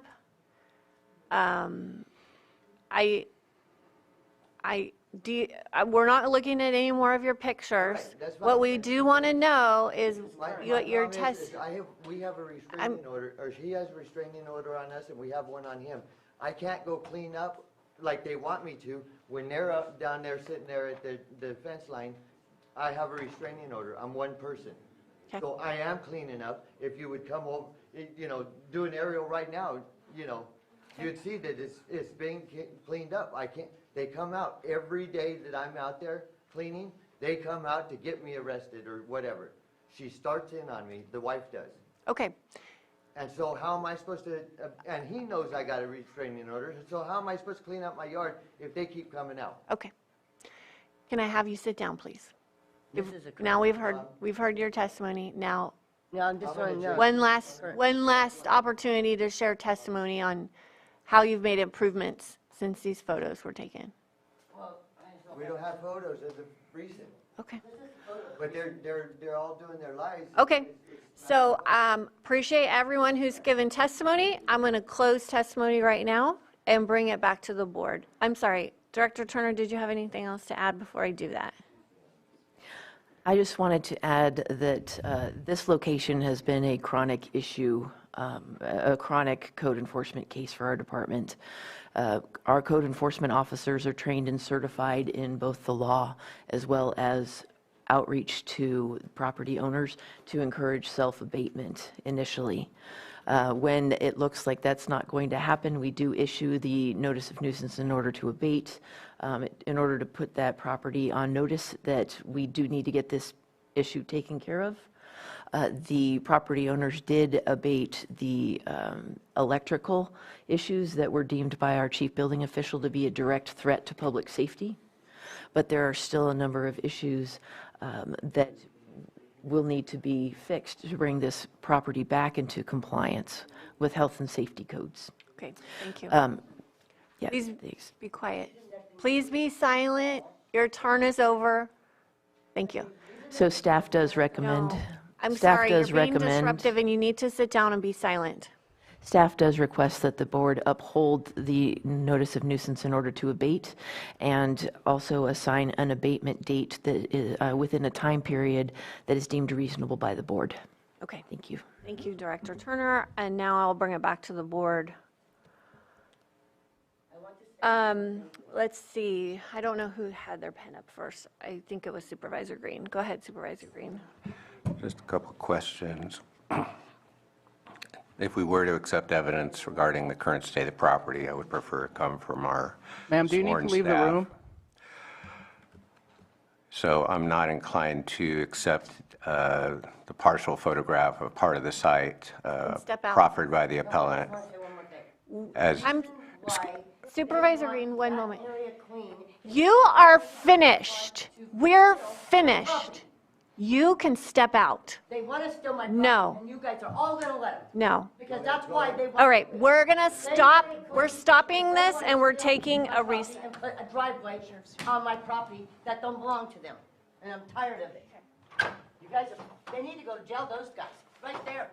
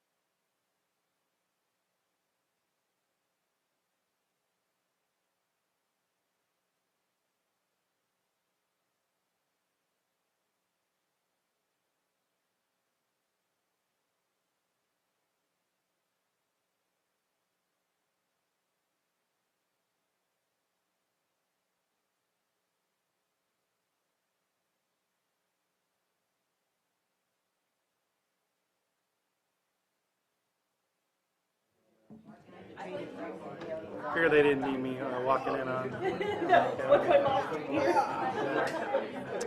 All right. Be here this afternoon. We're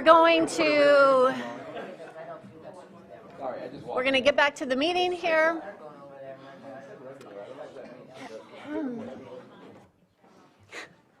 Okay, welcome back. We've heard testimony. We brought it back to the board for deliberation, and Supervisor Green was speaking. Yes, thank you. Thank you for the break, everyone. We are going to make findings at the end of this hearing, and based on the testimony provided and the evidence presented, my thinking is not only is there a clear violation that arises to the level of an egregious violation that would provide additional opportunity to impose sanctions above and beyond the duty to abate. It could allow us the ability as a board, should we make findings that this is an egregious violation, we may impose as a condition the requirement that the property owner provide proof of regular garbage service for the subject property or other lawful method for regular and routine garbage collection and disposal, which is acceptable to the enforcement official as more particularly described in section 13.2. And I'm reading this latest clause from section 12.3 of chapter 13 of the Lake County Code pertaining to nuisances. So my request of this board, when we do come to the time for findings and pending further input from community development and county council, is to make the finding that this is an egregious violation and that we do impose the additional duty to provide regular garbage service to the property in a manner that is acceptable to the enforcement official. Thank you.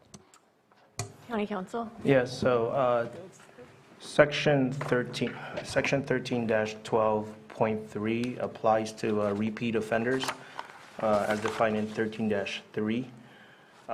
And the determination of imposing such a condition related to garbage collection and submitting proof of garbage collection is designated to the enforcement official under the Lake County Code. So that would be the Code Enforcement Community Development Department. And I would also note that the notice of nuisance in order to abate has imposed specific conditions for the abatement of nuisances. So perhaps CDD, Code Enforcement, may elaborate on that as it relates to the proof of whether or not the submitting proof of garbage collection is imposed in as one of the conditions of the notice to nuisance in order to abate that was posted on the property. I don't believe that's part of the corrective actions that's included in this notice. The verbiage of the code is repeated offenders. This would be the first violation. Okay, thank you. Supervisor Spatier. A couple of things. One, I believe there was an expiration date on this abatement notice process, or there was some sort of expiration date for the timeline before abatement could occur. I just want to make sure that that timeline has already surpassed and that the appeal has not postponed and continued and delayed that timeline any further. Can you please provide some information on that? So the notice of nuisance in order to abate was issued with a date of August 8, 2023, with a 30-day correction period. So that would put us at September 8th, 2023.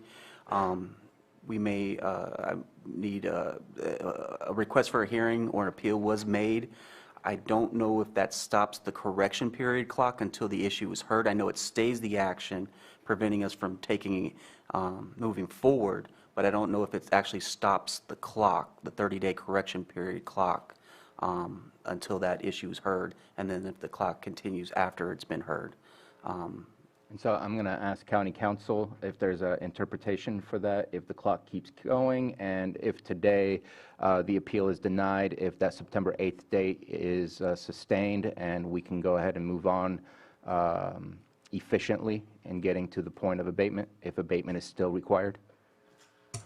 I'm not seeing a provision that would relate to the stay of the deadline to abate by virtue of the appeal being filed. However, there is, under 13-7.5, there is an extension option that your board may grant under Lake County Section 13-6, and also the fact that the hearing itself may be continued from time to time at your board's discretion. Okay. Thank you very much. Definitely not interested in an extension at this moment in time. If the appellant claims that there's no longer any garbage and we deny the appeal and you show up and there's no garbage, then there's nothing for you to do. So I have no problems denying the appeal, giving you access to that property again to make sure that it is cleaned up. If it's not, we move forward. If it is, we're done. There's obviously a large amount of other issues attached to this that have nothing to do with this board. Some of it seem like civil issues, some of them seem more towards almost criminal issues, but that's not within our jurisdiction. So today, just looking at what we have, we've had evidence provided to us, enough to say, please go back and make sure that it is cleaned up, and if not, that we go ahead and do the abatement. My last question for this is, something that I've brought up many a times, and I know that we're working towards. We ask people to get into compliance, and typically in our notice of violations, it says that if this is not complied with, that there will be a fine on a per-day basis. We are not going to change people's behaviors if we do their job instead of them doing the job that they should be doing to respect their community and their neighborhood. What are the potential for fines being attached to this? Has that process been followed to allow that? So a notice of violation was issued at the same time as the order to abate. Although an appeal was received, we've determined to hold back on that until a determination was made at the conclusion of this hearing. And when we do go back to the property, if it is still in violation, the 30-day correction period has expired. We will then post an administrative citation, and then we will be looking to send that off to a third party that we recently contracted with. Okay, thank you. Okay. And Supervisor Sabatier, if I may add, as further clarification, I did find Lake County Code Section 13-7.2, which does state that the filing of the request for a hearing, which is what's before the board today, shall stay the effectiveness of the notice of nuisance in order to abate until such time as the case has been decided by your board. Okay. Okay, Don't need any more you good? testimony? Yeah, definitely. Any comments from you? Okay. Would you like to make an action? Yeah, I want to make clear, just for clarification, I know, Your microphone, it's on, but just a little. I want to make sure that Michael Green's questions were asked. So that would be a repeat offender about the garbage. That's my understanding, that it would have to be a repeat offender. So the way I would interpret that is that you were issued a violation on one instance, and I believe it's within a certain amount of a calendar year, I believe it is. And then if there is a second notice of violation order to abate issued, that would be the repeat instance. And then at that time, we could then try to compel or enforce or enact that provision of the code that requires garbage service. Okay. All right.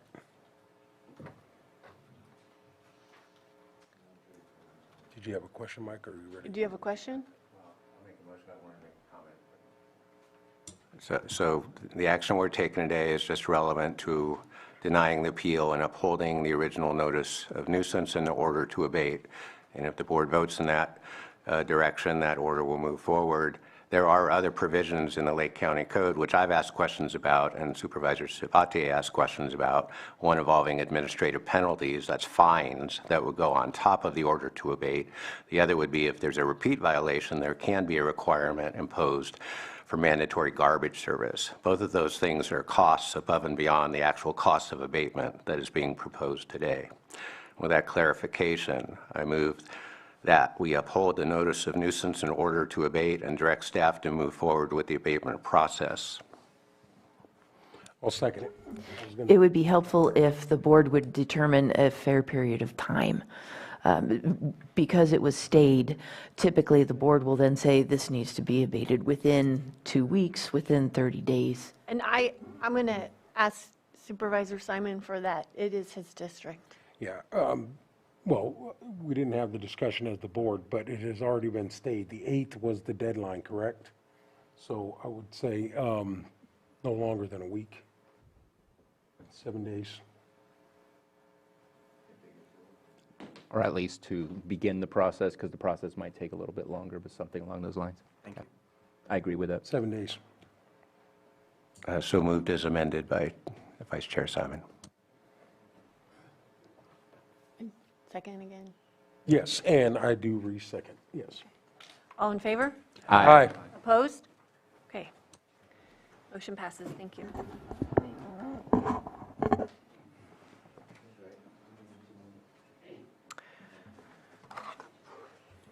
That's it, we're done with that issue. We're done with that issue. Our next item, 6.7, 10 a.m. public hearing. Got a pen up. I don't know if he wants to talk in between. Oh, For the next item, I need to recuse myself. you're recusing yourself? Yes. Okay. Do you want to, let me get through it and Yeah. then you can, okay. Consideration of Appeal AB 23-1 of Planning Commission's approval of parcel map PM 22-02, appellant Scotts Valley Energy Corporation, location 7130 Red Hills Road, Kelseyville, APN 009021-7. And we've got Director Turner, but I first want to acknowledge Supervisor Crandall. Yes, I'll be recusing myself from this item on the agenda. Thank you. Okay, go ahead, Director Turner. Good morning.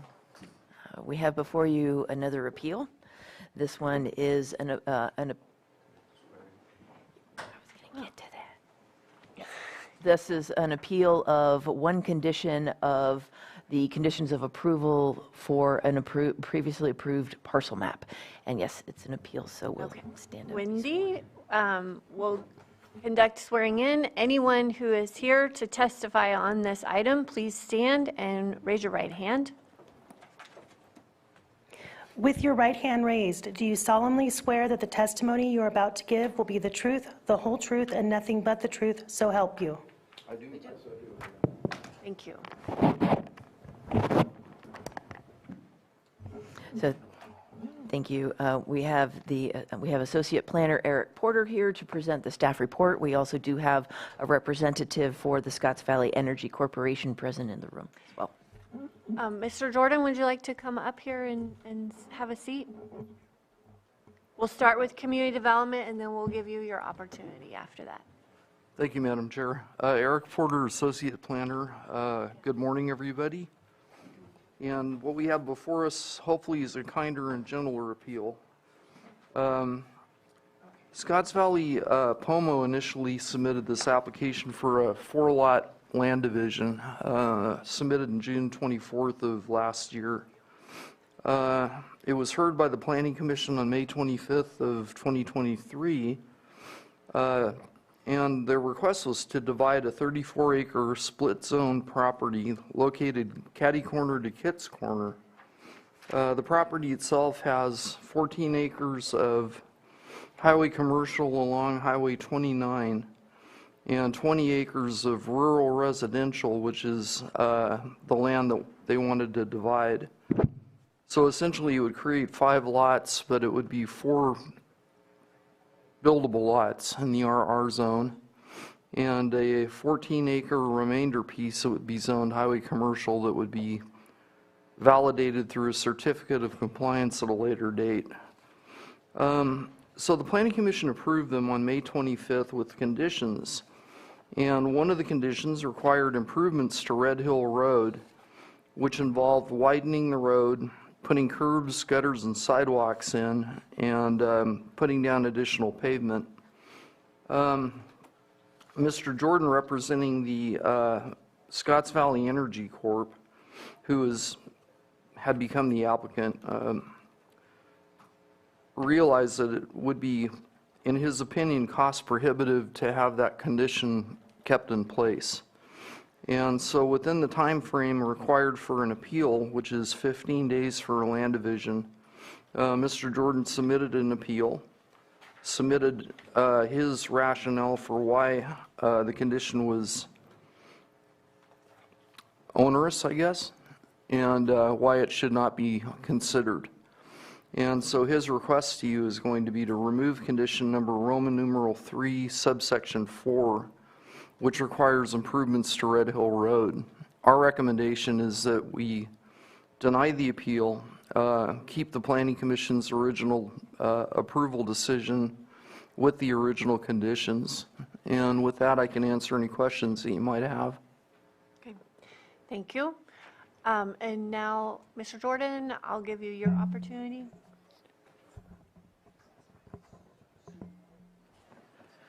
Thank you, Chairman, and thank you, Board, for taking the time to hear this appeal. I'd like to just start out by saying that if I had known about the conditions before the permit was submitted to the Planning Commission, I would have addressed and asked the Planning Commission to consider this request to remove the condition, which I called condition number 4. I was not aware of this action until after the Planning Commission took its full action and I received the final report from staff. I'm not quite sure how I missed that, but that's the circumstances in which I came to conclusion that this particular condition seemed to be onerous, as Mr. Porter has indicated. As I understand in talking to the Director of Public Works, the condition applies to the whole boundary line of that section that would be involved in the parcel plan development, which again was the four sections of the rural residential area. The linear distance of that section is 1,668 feet based upon the surveyor and the maps that we are being prepared for the subdivision process or plan parcel map division process. According to what I've understood to be the case, that the road would be defined as an arterial road. Our arterial road needs to be a width of 36 feet just in the roadway pavement. The current arterial road is 22 feet, so there's an additional 7 feet of work. The work requires that additional statement, if it's an arterial road that I just found out, would be 30 feet wide from the center line, so there's an additional 11 feet from the center line that would need to be created for a total of 19 feet distance would have to be made into improvements. My calculations based upon what I submitted was a very quick, rough estimate based upon in order to get the appeal done, in order to be timely and not meet the time frame. I estimated a very high cost of square footage of the appeal, of the square footage to do construction work. I think I can justify that based upon the work that Caltrans is doing on Highway 29. Their cost per mile of renovation or road improvements of Highway 29 was $30 million. I'm 31% of one lane, and it would be 1/2 of one lane. And when I made my calculations, and my calculations came out to be about the same as theirs would have been, which would have been about $1.2 million that I would have to spend to do this renovation. When I realized that the extension has to take in consideration, as Mr. Porter has indicated, widening to put in sidewalks and curbs and things of that nature, you would be cutting into the property that we own. And if you've been on Red Hills Road, you realize that that property is slanted with a grade elevation difference of anywhere from 8 to 10 feet from the road base to the surface of the property. To get that 30-foot width that was required, you would have to cut into that property. That would require an additional drainage program, which is already, there is a small culvert, undeveloped culvert used for the water runoff during the rainy season. That would have to meet the program specifications. You would have to most likely put in a retaining wall to keep the whole area, to meet the widening of that area for the whole distance of 1,668 feet. So if you took that into consideration of 19 feet width expansion just on one side of the roadway, and I'm not quite clear if we would be responsible to do the other side of the roadway opposite our site, you'd be looking just at one side of about 31,000 square feet. the argument becomes, what is the cost of doing 31,000 square feet of roadway improvements? I believe the number is closer to $100 a square foot, but even taking it at $10 a square foot, it would be $331,000 additional cost to place on our property an additional 9 low-income housing units. That $331,000 is probably the most conservative estimate you're going to receive. We do not have a formal invoice. We've been working on trying to get a contractor out there to consider what that total cost would be, but I suspect the $300,000 range is not unreasonable to expect. It seems to be onerous when you consider that, again, all we're adding onto the property would be 9 low-income housing units. That's all that would be accepted. If you look at Red Hills Road and you look at comparability issues, the first one is that I'm not aware of any parcel map development where there is only 9 or fewer homes included in the additional or in the change or the amendment requiring such an increase in cost to expand a public right-of-way. If you look at Boutique up at about a 3/4 of a mile south of Red Hills property, off of Red Hills Road, they built a huge convention center, event center. We assume that they had an event permit to do that.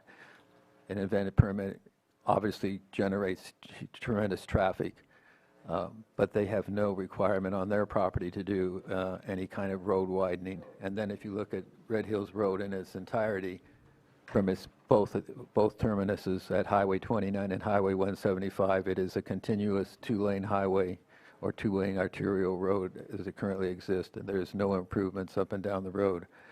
So when I look at the opportunities to make a deferral, it seems to me that deferrals number 1 and 2 would still be applicable. There are not 6 residencies abutting Red Hills Road, a 1/4 of a mile in either direction.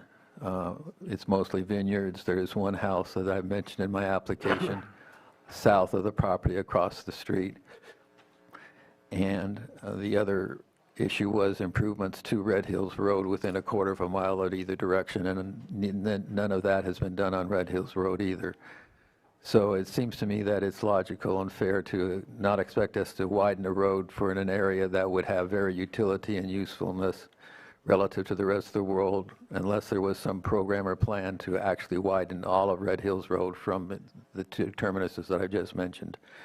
And I think it's for those reasons that we're asking for the appeal to be upheld and not require us to actually renovate a public right-of-way. Okay, thank you. And I know we have Director De Leon in the Zoom room, but I want to make sure you are sworn in, and if you weren't, we can do that right now. Good morning, Board. Yes, I actually stood and raised my right hand. So if you'd rather do it again, I'd be happy to do that. Oh, thank you. We'll take your word. So I'm going to presume, is Mr. Jordan done with his testimony? Yes, Mr. De Leon, I am. Great. Well, I'd like to address a couple of things. First of all, some clarification I think is in order. The standard that is been recommended for the project is an arterial road. It does not include curb, gutter, and sidewalk. So that is not a requirement. With respect to the development down the road, it was not subject to the subdivision standards that this particular project invokes with the division of land. In my emails, which were included in the staff report and the background information, I gave copies of the ordinance and which ones apply. And for county roads that abut property that is being subdivided, county ordinance requires that half-width improvements be performed on the road frontage. Mr. Jordan is correct. There are some deferral options depending on the zoning of the property. He correctly spelled out two of the three things with regard to improvements within certain areas or certain lengths of the property being developed. But the third item is the road commissioner needs to declare that the project does not have any impact. And my position has always been that the development of property and the addition of housing to include 9 potential homes on this piece of property is not insignificant. And therefore, I do not support the deferral. With respect to Mr. Jordan not knowing about the condition, those were our recommendations from the very beginning, and so I apologize that he did not understand what the requirement entailed. Certainly, we have a difference of opinion on the cost of improvements. Certainly, Caltrans's price per square foot includes basically new construction, and without a contractor's bid on the project, it's difficult to really know what the cost of the project is going to be. I don't want to muddy the water, but I will offer that Red Hills Road is included in the project that this board approved today for the design and reconstruction. Red Hills Road is included in that. And perhaps as an alternative to the tribe performing the half-width improvements, we could enter into a deferral agreement of some sort that they could make a contribution to their share of any improvements that we're going to do to Red Hills Road next year as part of our pavement rehabilitation project. And I would be willing to consider something in that regards. Again, not to muddy the water and to drop that on everyone, but I just was thinking about it as Mr. Jordan was making his presentation. So I'll be happy to try to answer any questions. And again, I apologize for putting out that last minute piece of information and something for you all to consider. Well, okay, thanks for bringing that up, but we approved the plans for lots and lots of roads, and I don't know that that stretch of Red Hills Road will be at the top of the list. I mean, I know you said that construction would begin on those roads next summer, but I don't know where that stretch of the road is with the priority level of so many other roads, and it very well could be several years down the road. So I just wanted to ask you that. Well, our intention is to include Red Hills Road in a large pavement rehabilitation project for next year. And one of the items on your consent agenda today was approval of a contract with a designer to put those plans and specs together with the intent of putting that out to bid and for construction next summer. And so it would include the frontage along Mr. Jordan's property. So what would be your recommendation of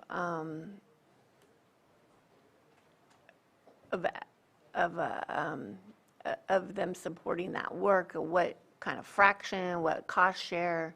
So I think we need to know that right now if we're going to make this deferment.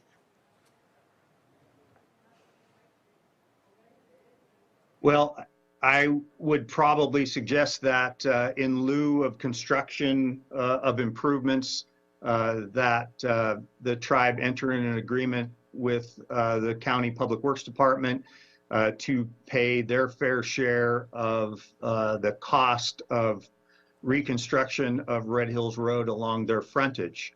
We won't know that number, of course, until we bid the project and we know what that cost is going to be. But I can say with relative certainty that it's going to be a cheaper alternative for the Scotts Valley tribe because they will be avoiding the engineering costs and they're going to take advantage of certainly reduced unit prices because of the size of the project. Okay. Supervisor Green? Yeah, thank you. Been looking at the various parcel maps, and I'm going to propose a solution, except I don't know if it's really a solution or a compromise. But if the concern is over the expansion being required along the entire western border of this parcel, number one, is that true? I don't know. But if that was the case, would an opportunity exist after clarifying that we are just talking about the half of the road, that the section of road from the road that gives access to the parcel labeled as Pomo Way up to State Highway 29, that section of the roadway seems to be the most critical to expand, whereas the roadway south of Pomo Way, extending to the southern part of what's marked as Parcel 1, may be suitable for a deferral. I appreciate the flexibility, Director De Leon, of doing a cost sharing, but the road's inadequate as it now for an arterial. There are going to be 9 homes in there. Certainly the driveway and the ingress and egress out of that project needs to be improved, and I'm sorry if there's any culvert action that has to happen, but that's just part of it. Also in the comments, I saw the engineer noted the future need for a right-hand turn lane at the highway, and so this is a high-traffic road.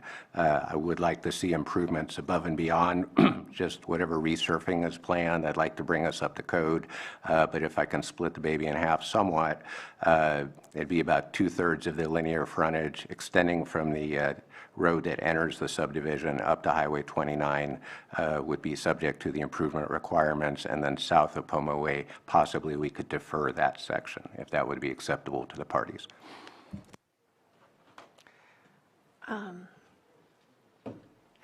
I think we need to stick with the recommendation. I think the question is whether or not we defer until the engineering plans are developed and do a cost share. I think we need to not redesign things on the fly. Supervisor Sabatier. So I don't believe that any of us are builders of roads. We have a road commissioner for that purpose. I believe that there is actually no choice given to or discretion given to the Board of Supervisors on relating to this topic. This is solely in the choice of the road commissioner. I also agree with what Director De Leon described. I'm looking at the conditions of approval. They were very maybe not specific in the sense of how many linear feet needed to be improved on the roadways, but they were definitely in the conditions of approvals, and there should be never any assumptions on what those things mean, and questions should be followed by the applicants. I think that we need to meet standards rather than looking at other areas and saying, well, it's not. I feel like we have kind of a deja vu with the previous appeal that we had, but we'll look at this other property. We need to make sure that we meet standards so that we don't come up with another issue in the future, and this is us making this happen. As far as the deferral, I feel like even if we just move forward and make 0 changes today, that doesn't prohibit Public Works to have a conversation with Scotts Valley Energy to figure out how they can work together on road improvements, rather than us moving forward today and basically saying it's all on Scotts Valley Energy. It is on Scotts Valley Energy to meet the conditions of approval, but it doesn't prohibit conversations and collaboration for future use. So I think we would be muddying the water if we did any kind of changes of deferral, in my opinion, rather than just saying, please continue the conversation outside of this, and we're going to move forward saying conditions need to be met as they were stated in the Planning Commission. Vice Chair Simon? Yeah, you know, always looking for a solution, but today I don't think we were provided one. You know, I'm kind of on the same path as Supervisor Sabatier. I think we need to, you know, move forward today with the conditions in place. But what it sounds like, those other conversations could happen after that. And hopefully something could come back to the board. I think MOU or something in a cost-sharing instance will definitely save on cost. You know, we always want to do what we can to work together with any agency trying to put housing in. And it sounds like there's maybe a path forward there. So, but today, what we've been presented, I think, you know, I'm in the position that we'll need to move forward with the conditions as is that were approved by the Planning Commission, and then hopefully we'll see that continuation of work happen between Scotts Valley Energy and our Public Works Department at the county. Supervisor Green? Yeah, I'm going to respectfully disagree. The whole reason we're here today is because we do have discretion, as described in the ordinance, to alter the conditions of approval or make the deferral, provided we make appropriate findings there. It'd be much easier to give that clarity today with the consideration of the board than throw this back and hope for some negotiated thing, because there ain't going to be much negotiation. Once we deny the appeal and lock these conditions in place, we can talk about phasing, and maybe that's something that could be talked about, but we can talk about phasing now too. The whole reason we're here is to bring forward a deferral request. Scotts Valley brought a request for the full deferral, but we think something less than that may be doable. Maybe the thing to do is defer to a date and time certain, allow them to meet and confer now so they can present a more fully realized compromise that would possibly have part of this roadway deferred and part of it not. But I think we're here today for the reason, and that is to impose the board's wisdom on what's happened here and not rely on some future negotiation. Okay, well, I agree that we don't really have a lot of discretion here. We have the standards. I think we have a path forward. There is an opportunity to do some collaboration on the project coming up.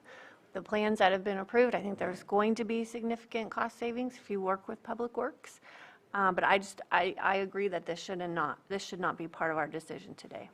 Supervisor Sabatier. I just wanted to ask something. This is something that's been on my mind when reviewing this item over the weekend. Right now, we're just looking at a parcel map subdivision. We're not looking at what projects are happening on each individual parcel. We're just approving the conditions of approval based on the new subdivision maps, the parcel, whatever it is, sorry, I don't have the right terminology. But in my opinion, based on state law, there could be 12 units on each individual parcel that's built out for residences. So we're talking, because state law is allowing more and more regulations that can skip the permitting process, not the building permitting process, but the use permit or anything else. This is the opportunity to make sure we set things right so that when some of those parcels grow and get more development on there, it's prepared for that growth rather than really thinking with blinders that this is solely about 6 or 9 low-income homes. This could be a lot more in the future as we keep moving forward. That's always possible without giving us that new trigger to say, now we need the road improvements. Just kind of checking in if I'm correct on that mindset or not. I'm not sure about the specific number yet. Right now, we're going off of current state law, which would allow for a primary residence, an accessory dwelling unit, and a junior accessory dwelling unit, which is why we've been talking about the possible 9. But the development is not part of this project. Supervisor Sabatier is correct that the parcel map was approved, so the land subdivision was approved. If I could just add, after Director De Leon's input, I started taking a look at this condition, and it is rather restricted the way it is worded, because it says prior to the recording of the final map, the half width of Red Hills Road, a county-maintained road, shall be improved to conform to Lake Road Design and Construction Standard 200-A, minor arterial road. So it does not allow for what Director De Leon mentioned as a possibility, which is the meet and confer, the process of Scotts Valley Energy Corporation talking to the Public Works and possibly just contributing to their portion of the overall road improvement in the future. Because it says prior to the recording of the final map, it means that this map can't be finished.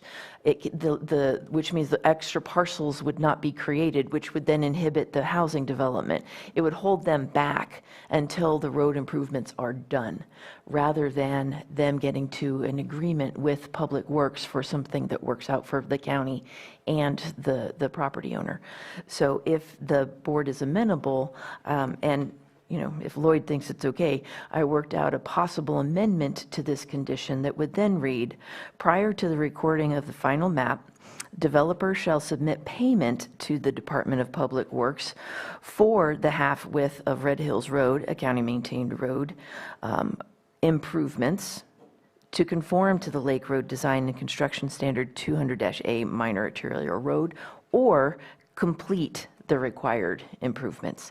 That way, it would give the Scotts Valley Energy Corporation the ability to either go forward, work with Public Works, find something that is amenable to both, or complete those requirements, those road improvements prior to recordation of that final parcel map.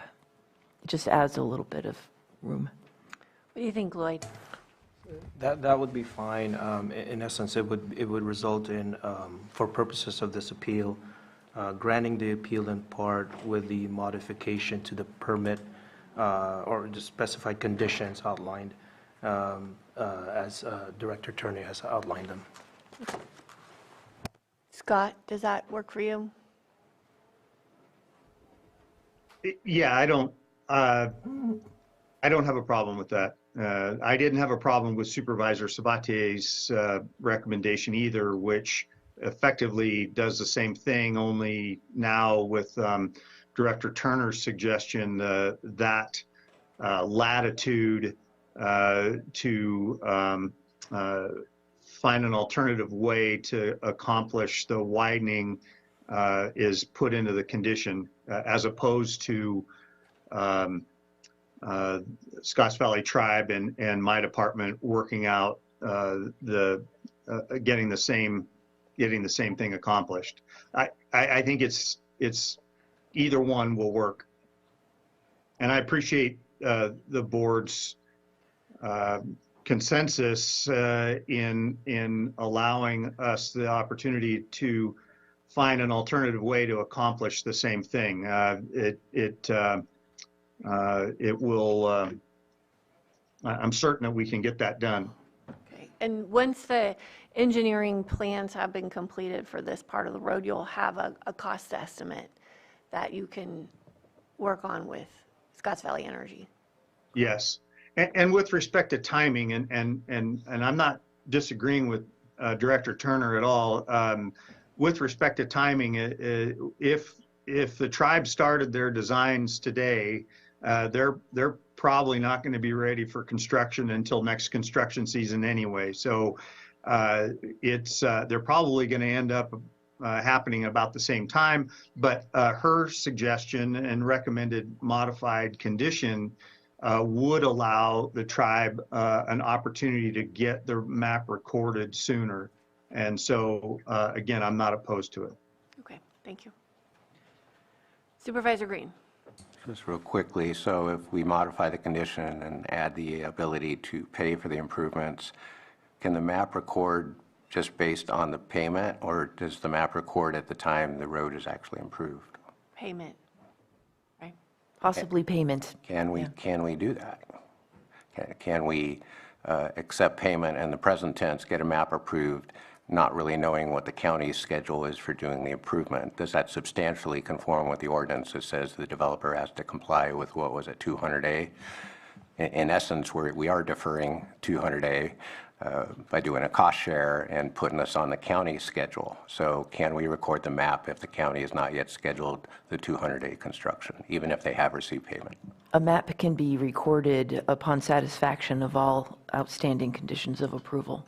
So if we amended the condition of approval to include a payment of the property owner's responsibility area in that road improvement, that would satisfy the condition.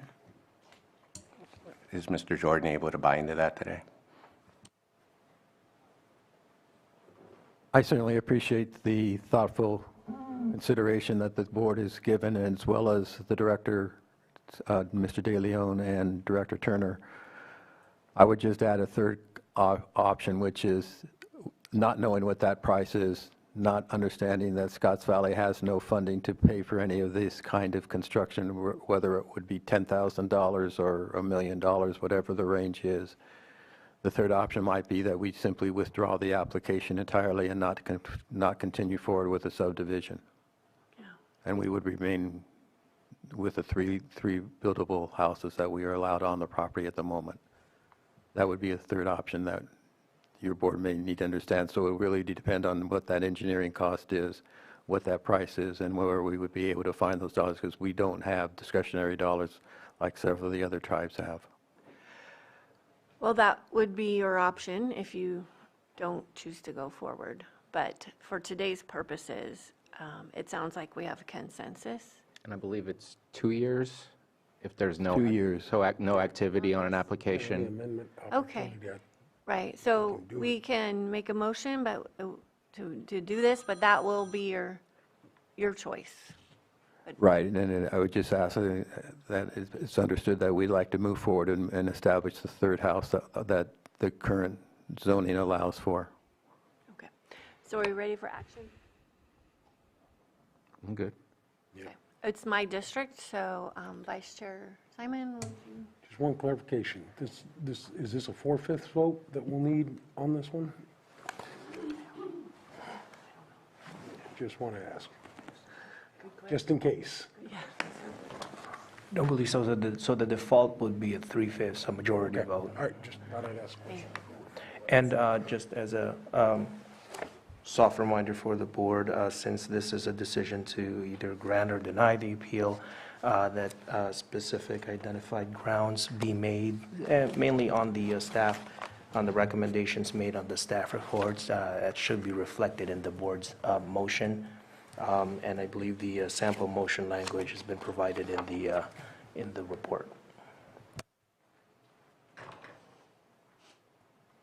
In report 1 here, let me see. I know, yeah. Real simple. All right. So we're going to, all right, move that the Board of Supervisors make an intended decision to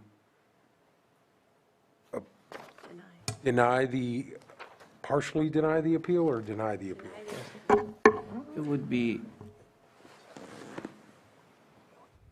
And how do you change something if you didn't? it would be to grant the appeal in part and modify the permit based on the amendments proposed by Director Turner, and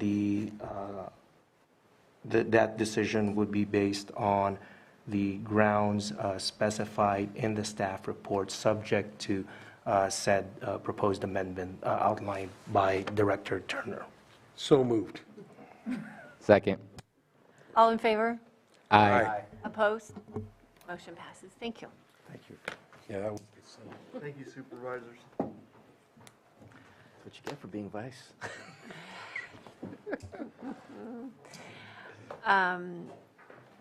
Got our 10:30 item. Let me go get you. We're gonna take a 5-minute break and bring Supervisor Crandall back. Let Johanna know.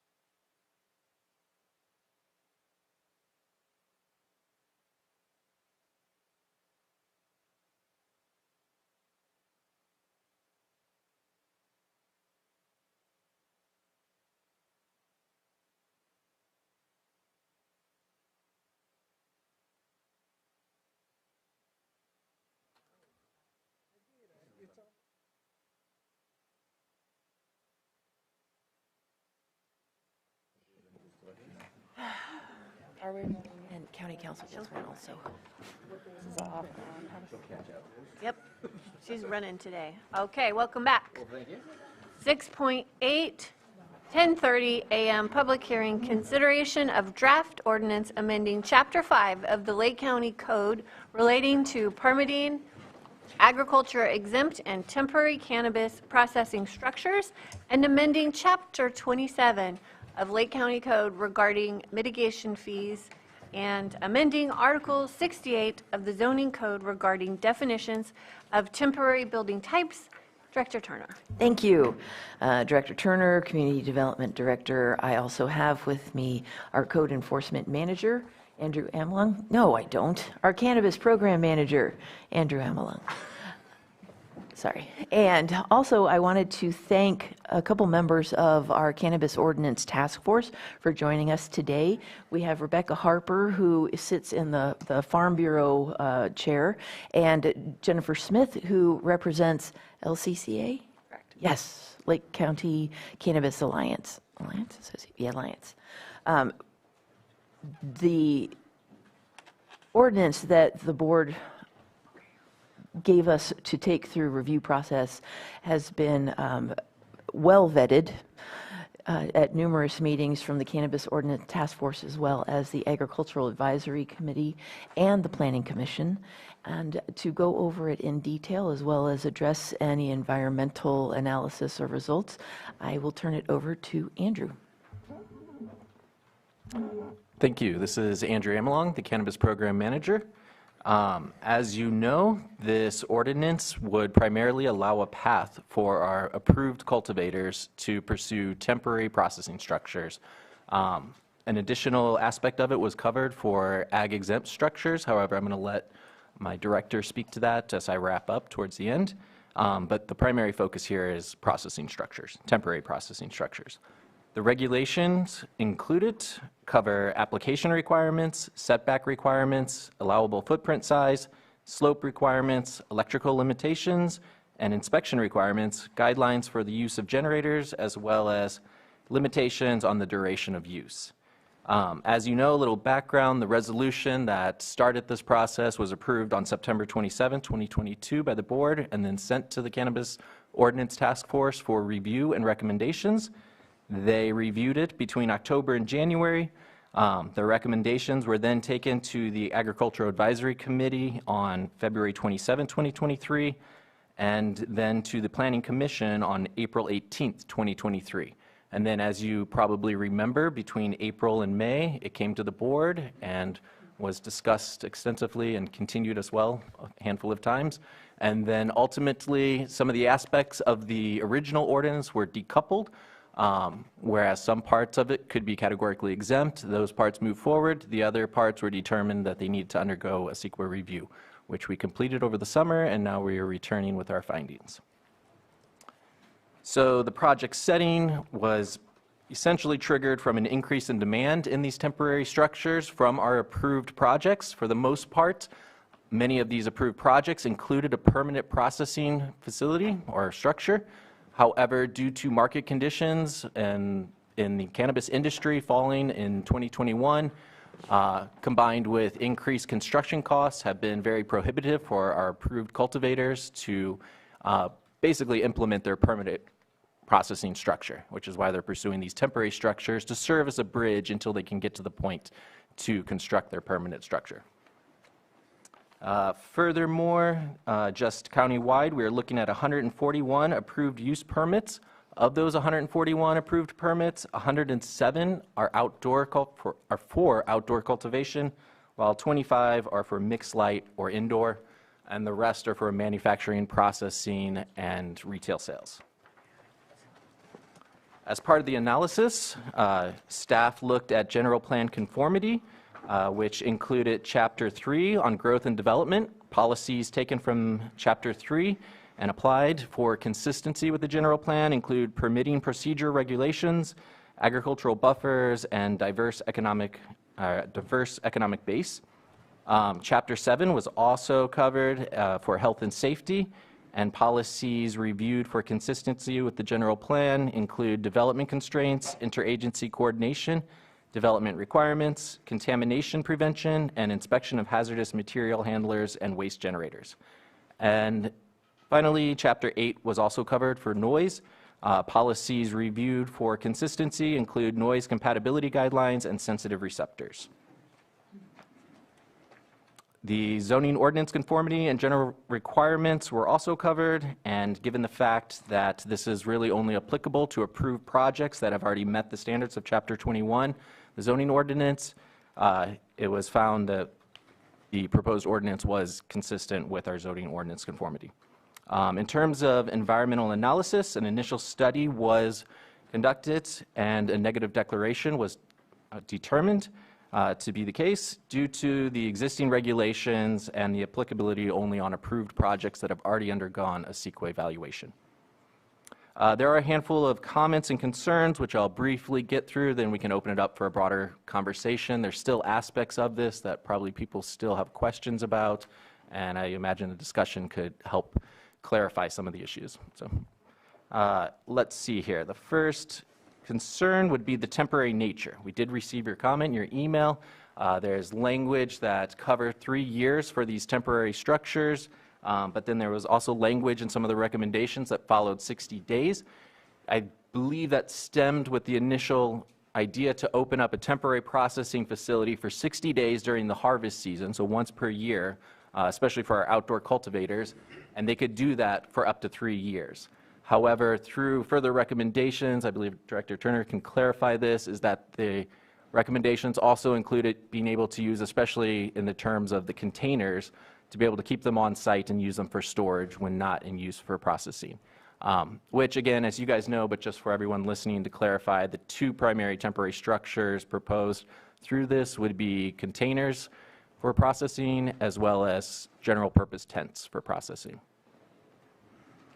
Another clarification, in the draft ordinance, there was language that talked about a 50-foot setback. However, all of our cannabis cultivation sites are required to have a 100-foot setback from the property line, so they would be upheld to that 100-foot, or most likely they have already met that 100-foot setback. In addition to that, there's also a 200-foot setback from residences, which these approved projects would have met.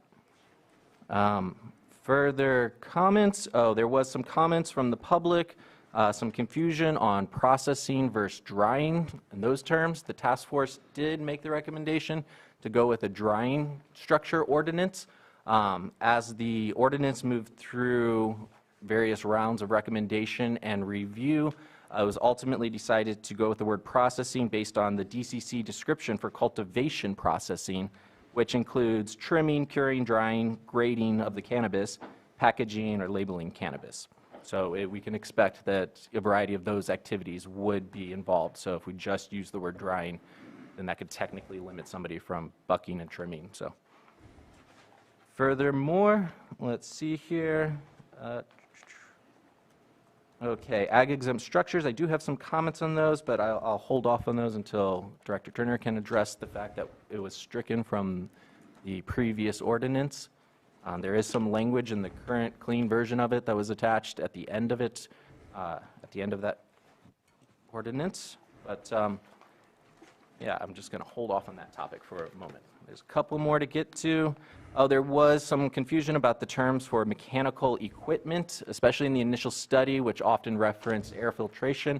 However, we can expect that mechanical equipment and systems are primarily there for climate control. So we should ensure that that language encompasses fans for drying, dehumidifiers, and associated electrical and mechanical equipment. So technically, a fan under building codes is a mechanical equipment. So let's see, a couple more items. Allowable use. There was a few, well, one question from the public, where are these going to be? How is this applied? Are we opening up new spaces for these structures?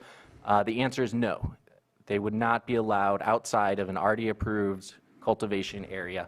Should they wish to pursue one outside of that, that would be an amendment of a use permit, which would require a new CEQA evaluation for that footprint outside of what's already been approved. Furthermore, for pending projects who wish to incorporate this, well, they still have the opportunity to incorporate into their plans as part of their use permit. So Let's see. Oh, one other note. I did notice there was some language at the end of the ordinance that still referenced categorical exemption. However, under CEQA section 15378, the approval of this ordinance was determined to be, by definition, a project, in which case it could have potential environmental impacts. So we did move forward with the initial study. So I just wanted to clarify that. In terms of ag exempt structures, do you want to take that one over? Thank you. Both the Board of Supervisors and the State of California consider cannabis to be an agricultural product.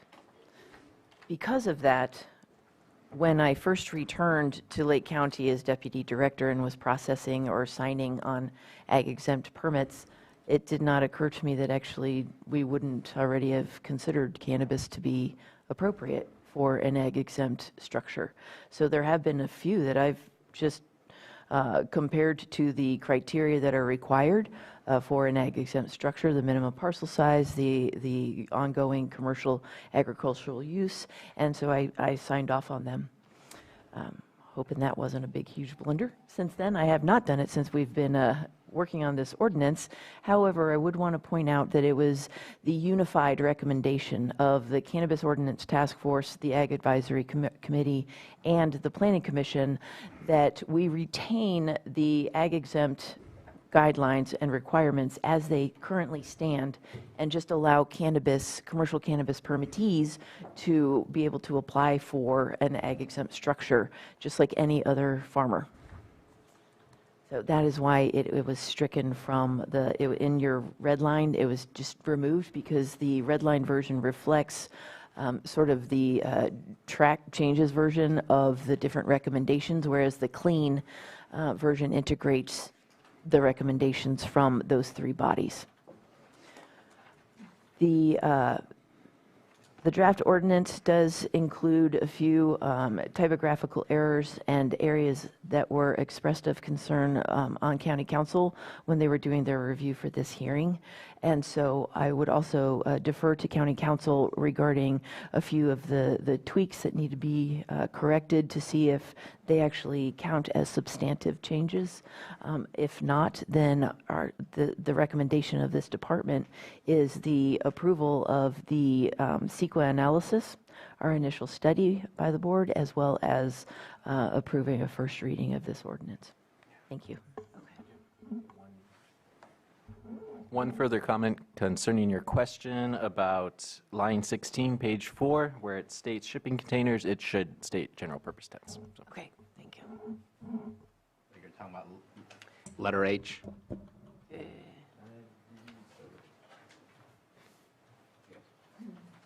Yeah.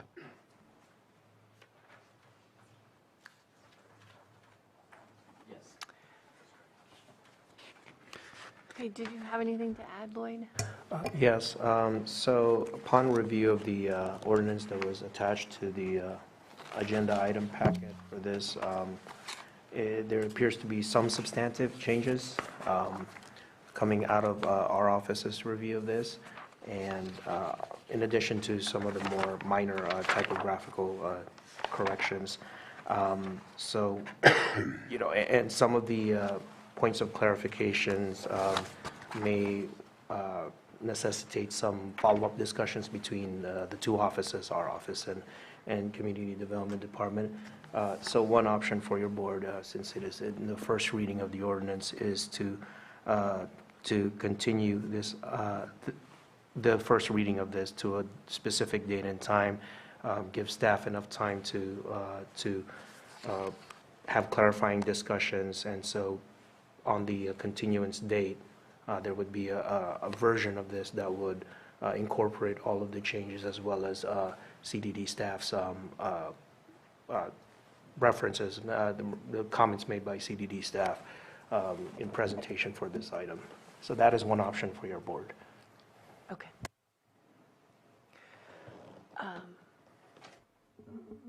Supervisor Sabatier. A couple of questions. There's some differences in how I see shipping containers being done versus the general purpose tent. I know that I do see a maximum of 3 years on the shipping containers, but I don't see a maximum of 3 years for the general purpose tent. 2 years. I no more than 2 times, but is that too, like, it doesn't say 60 days out of the calendar year, so if you do some in October or November, you can do them again in January or February if you still need them, and then you're done. I'm just kind of, it's different language that's used rather than kind of a conforming language for both.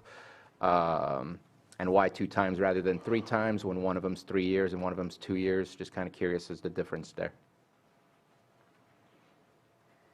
Yep, I think that was a question in my email as well.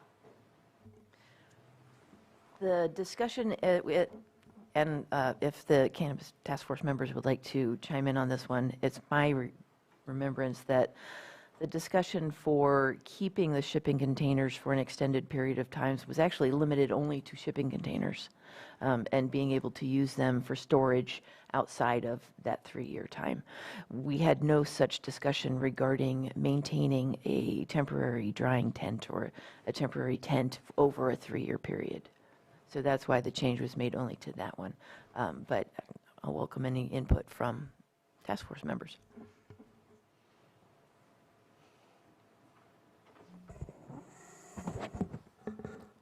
I haven't used one of these before, so first time.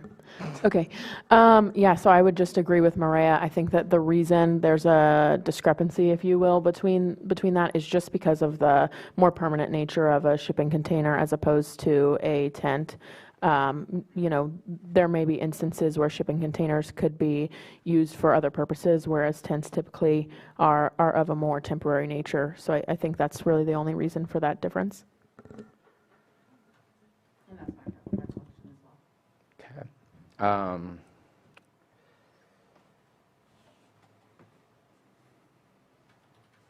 Just going through here. So just want to be clear that shipping containers, and I know there was a question that we received about power generators. Obviously, nothing prohibits anybody from using other alternative powers.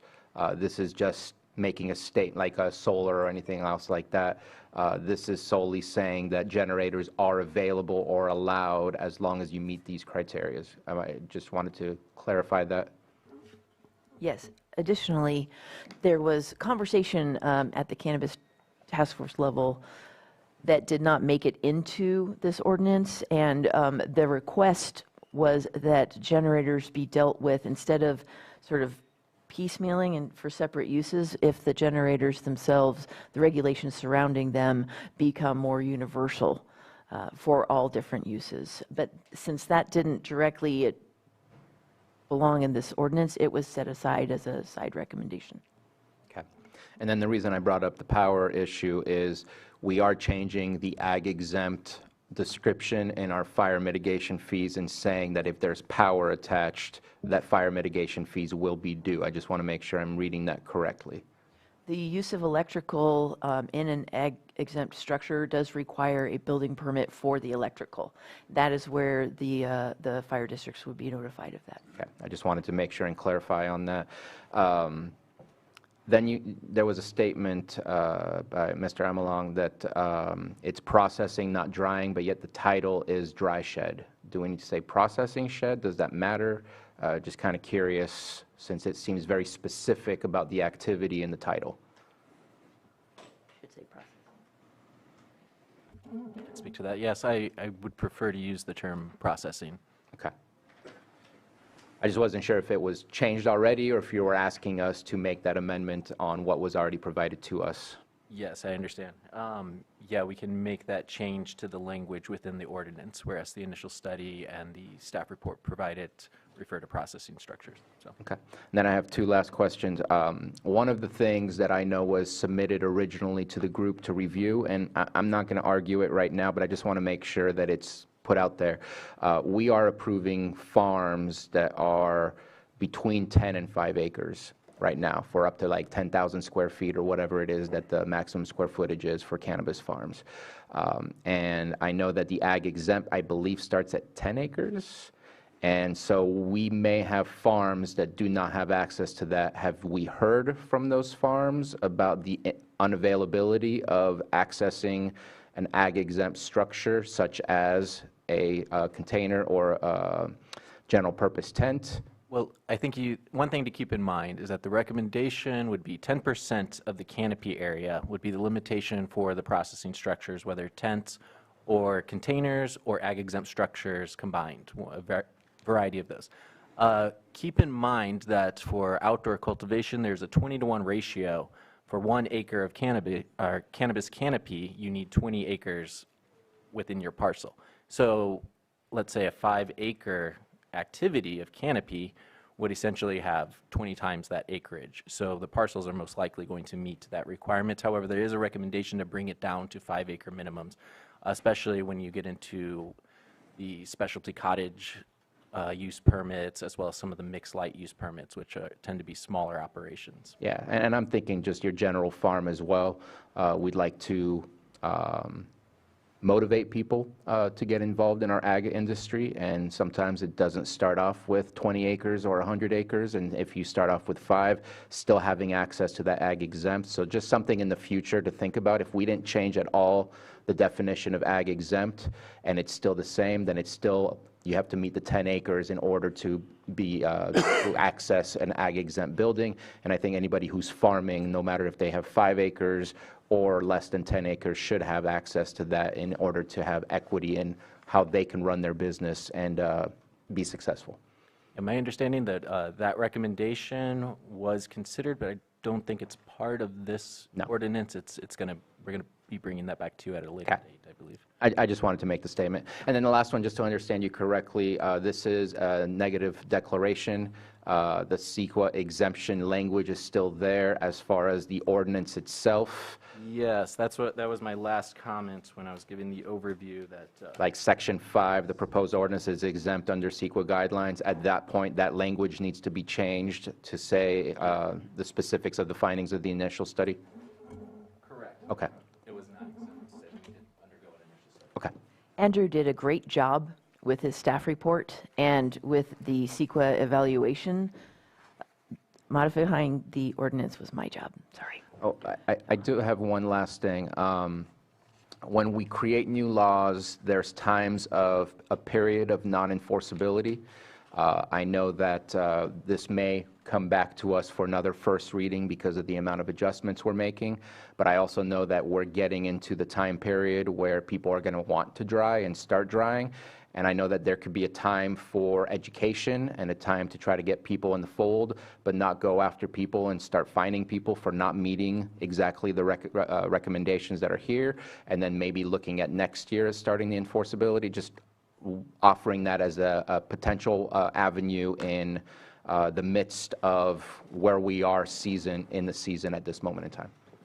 Thank you. That is consistent with how we have been handling this year's compliance monitoring. If we see things that could be covered in this ordinance, we're waiting on enforcement on that. But I do appreciate if that is supported by the board. That helps us out a lot.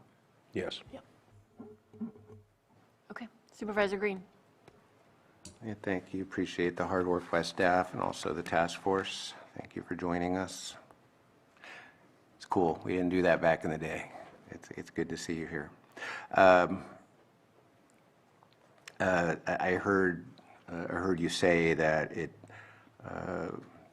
all these temporary structures would be within the footprint of an approved cultivation area subject to a use permit. But this language doesn't expressly say that, and one reason there may be confusion is it does call out some setbacks, but not all of the setbacks in our original commercial ordinance. So if we're going to put the requirement that it has to be within an approved cultivation area, then that should probably be made an express requirement, if only because it is going to support the neg deck on the initial study, that any of the temporary structures described in this ordinance will be within a previously approved cultivation area that was subject to secret review, and that the temporary use will not negate the findings made on that approved use. But as currently drafted, I'm seeing not necessarily a typo, but maybe an oversight We took pains in the hoop house ordinance to make clear that it only applied to commercial cannabis applicants and not to agricultural generally. On page 2 of the draft ordinance, under 1B, it says, in addition to those conducting agricultural operations, applicants with approved cannabis cultivation permits can apply for the temporary ag structure permit. So is that an oversight that should be remedied to make clear that just like the hoop house ordinance, this ordinance pertaining to tents and generators is only going to apply to commercial cannabis operators with a valid use permit? That's one question. I'll let you chew on that. And 2 more. Can we just, let's Okay. just get to this question? We proceeded with this ordinance in regard specific to cannabis processing.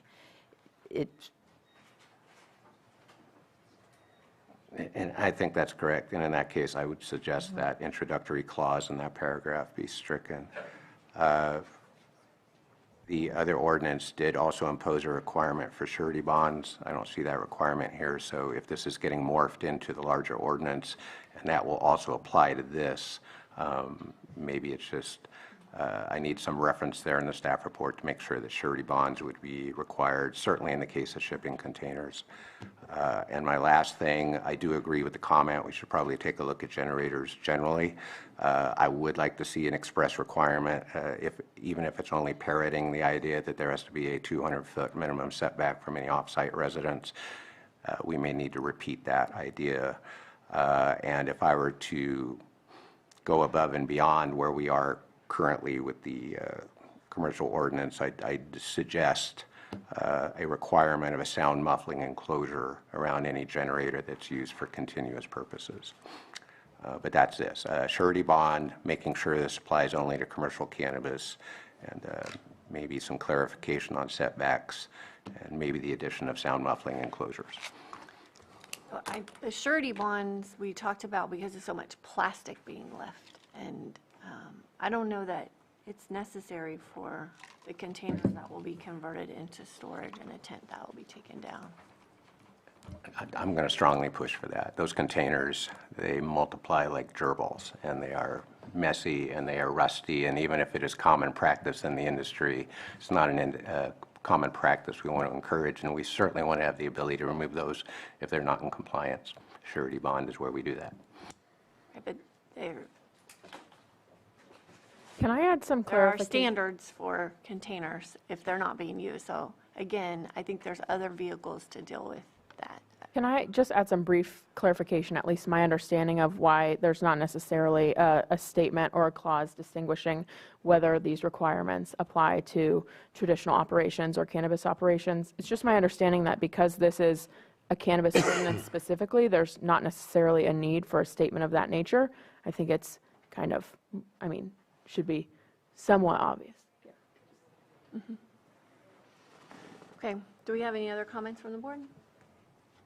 Supervisor Spatier? I'll just add that I would prefer not having redundancy within this document versus what's in our general commercial cultivation ordinance, because if we change one and we forget to change the other, obviously you have to have the permission to do commercial cultivation in order to meet this, and we're not going to forget the other standards. So I don't think there's a need to duplicate language that is already in one ordinance. I think staff is used to dealing with different layers of different ordinances in order to accomplish the goal of any project that's brought to them. So I'm not in favor of adding the distance or changing any setbacks in order to share again what's written in a different document that you're obviously going to abide to and apply to this stuff. Yes, that was in large part what supported the negative declaration and the fact where other environmental impacts were covered. Article 27, Section 13AT for commercial cannabis activities has language that covers basically all the regulations. They already exist, so there wasn't much of a need to add them into this ordinance. So. And similarly, we have language on decibel levels for Correct. things of generators already, whether that's in Air District or that's in your pockets, I don't know. but those already exist, so I don't think there's a need for another redundancy of rules and regulations that exist elsewhere. That is correct, and there are various activities that allow for various decibels according to our county code. However, this would just be the standard decibel requirements. I believe it's 55 decibels during daytime hours. The specific hours, I'm not sure of at the moment, but then 45 decibels at the property line during evening hours. So they would be limited to that. If that would require some type of noise insulation around the generator, then that would be the case for that project. So. Thank you. All right, I will open it up for public input. If anyone would like to come up, state your name and have 3 minutes.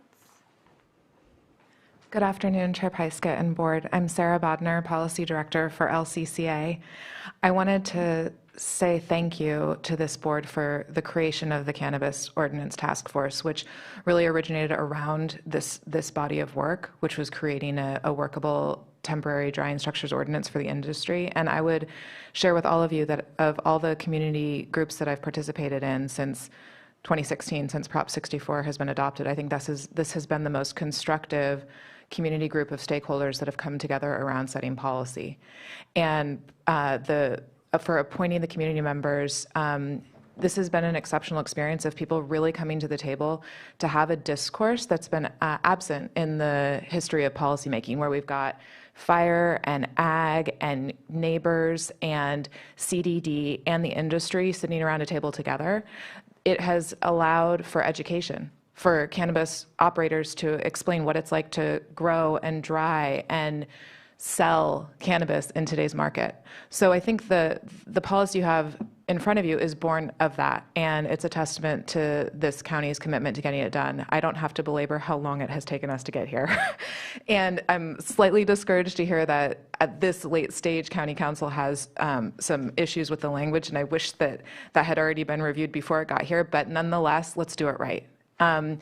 I think this is a giant step forward in terms of setting holistic policy, where we've got the pieces now clicking together instead of having, a piecemeal approach to policy setting. And that hopefully once we have done this right, this is going to provide a much clearer roadmap for operators, not just for next season, but for many seasons to come. And that as we continue with the rest of the Cannabis Task Force's work, all of the pieces are going to start to click together like this. So I think this is a turning point, and I just wanted to acknowledge, the staff for participating in this process, the community members who, as volunteers, have come to meetings every 2 weeks for, I think, a year now, and for the board for making space for that community dialogue, because I think the result is something that has allowed a lot of community members to raise concerns, have them heard, have them addressed, and then move forward together. Thank you.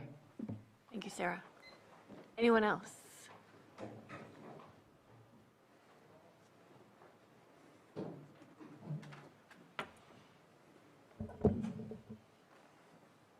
Michael Wagner, thank you everybody for seeing this stuff come forward. It's been a long road to get here. With that, I think we should move forward in the proper manner so that all the hard work that got us to this point, that we don't miss an I or miss a T, as it were. So with that, I wanted to point out a couple of things that I think might be something just to take a note of, since it does seem like there are some consistencies that we don't make sure do or wind up in that policy that you guys are working on. So one of the things that I notice is exits are no more than 20 feet from any point in the structure. I'm not sure why or how that got in there as a specific amount, but I just don't know what 20 feet would have to do with the use of the structure. I do understand there needing to be an equivalency or some kind of measurement that's used for safety standards. I don't know that 20 feet is the correct amount, but I think it's something we should take note of, because these rules that you guys are making turn into functional, real things that people are building. So thinking of how that gets applied or is looked at ultimately turns into dollars that people are going to spend. So it's just a point. It also, we've talked a little bit about shipping containers, but the other half of this is drying tents in general. And specifically, the requirement for it to have a dirt floor.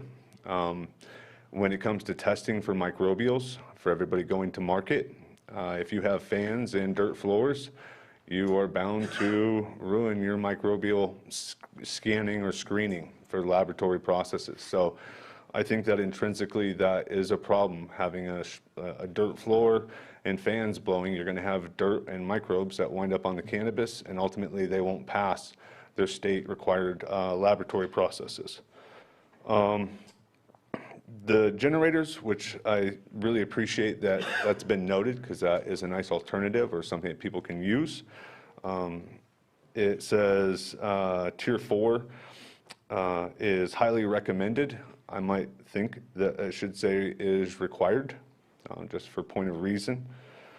The language around heavy fire resistant canvas material is kind of an open-ended bit of language that I'd like to see either a specific to the type of material that it has to be, just so that people don't waste their money or their time in going and putting up something that ultimately the county doesn't see it as fitting that requirement, because the requirement is kind of open. Thank you. Your time's up. Thank you. Do we have anyone else in the chambers? Do we have anyone in the Zoom room? We've got some hands up. We'll start with Nara. You can unmute and have 3 minutes. Good afternoon, members of the Board of Supervisors. I serve as your appointee for the cannabis industry seat on the task force, though I'm not speaking on behalf of that body today.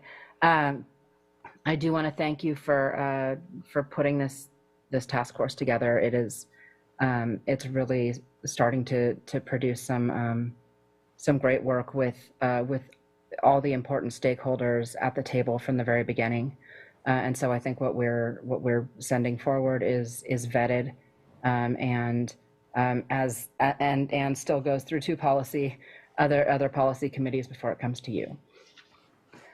Just wanted to address quickly some of Supervisor Green's concerns. I would say the need to specify cannabis and or a need for violations, I think that can be handled in the development standards portion of the ordinance, which is being reworked at some time, hopefully in the very near future. There's conditions of approval, there's development standards, and there's also a section on violations and enforcement. And that's where probably surety bond language could apply to entire segments of the cannabis ordinance of that chapter. And that anything within that chapter would be applied to cannabis, because that's the title of the code. So I wouldn't worry about anybody wanting to be enforced like cannabis is, and choosing to follow cannabis code.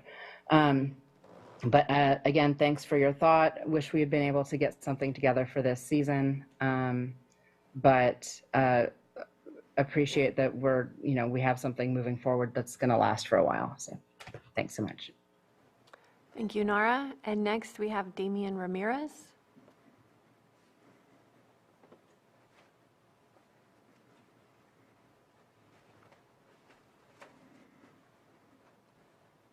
Hello.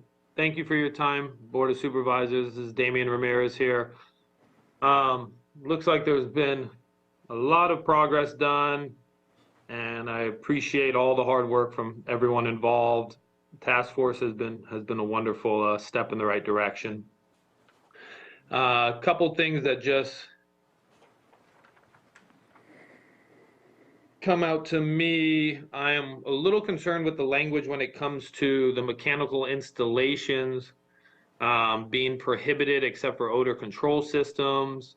There's a couple essential items for an effective drying structure. You would need dehumidifiers, you would need fans, you would potentially need heaters or air conditioning.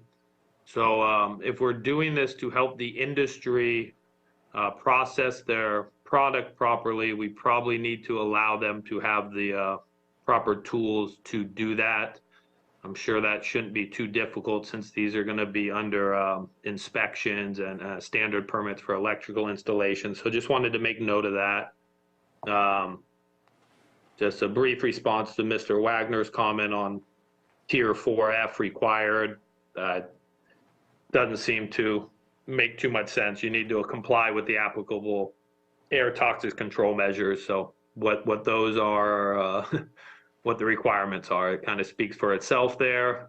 If the county wants to recommend something, I guess that's they're well in their ability to do that.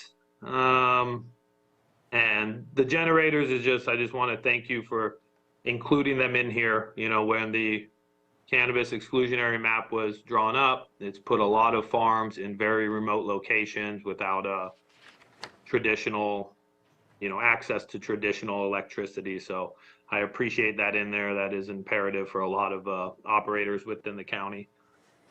And other than that, I just want to once again thank you all very much. Okay, thank you, Damien. Okay, if we have no further public comment, I will bring it back to the board. It sounds like we need to continue this.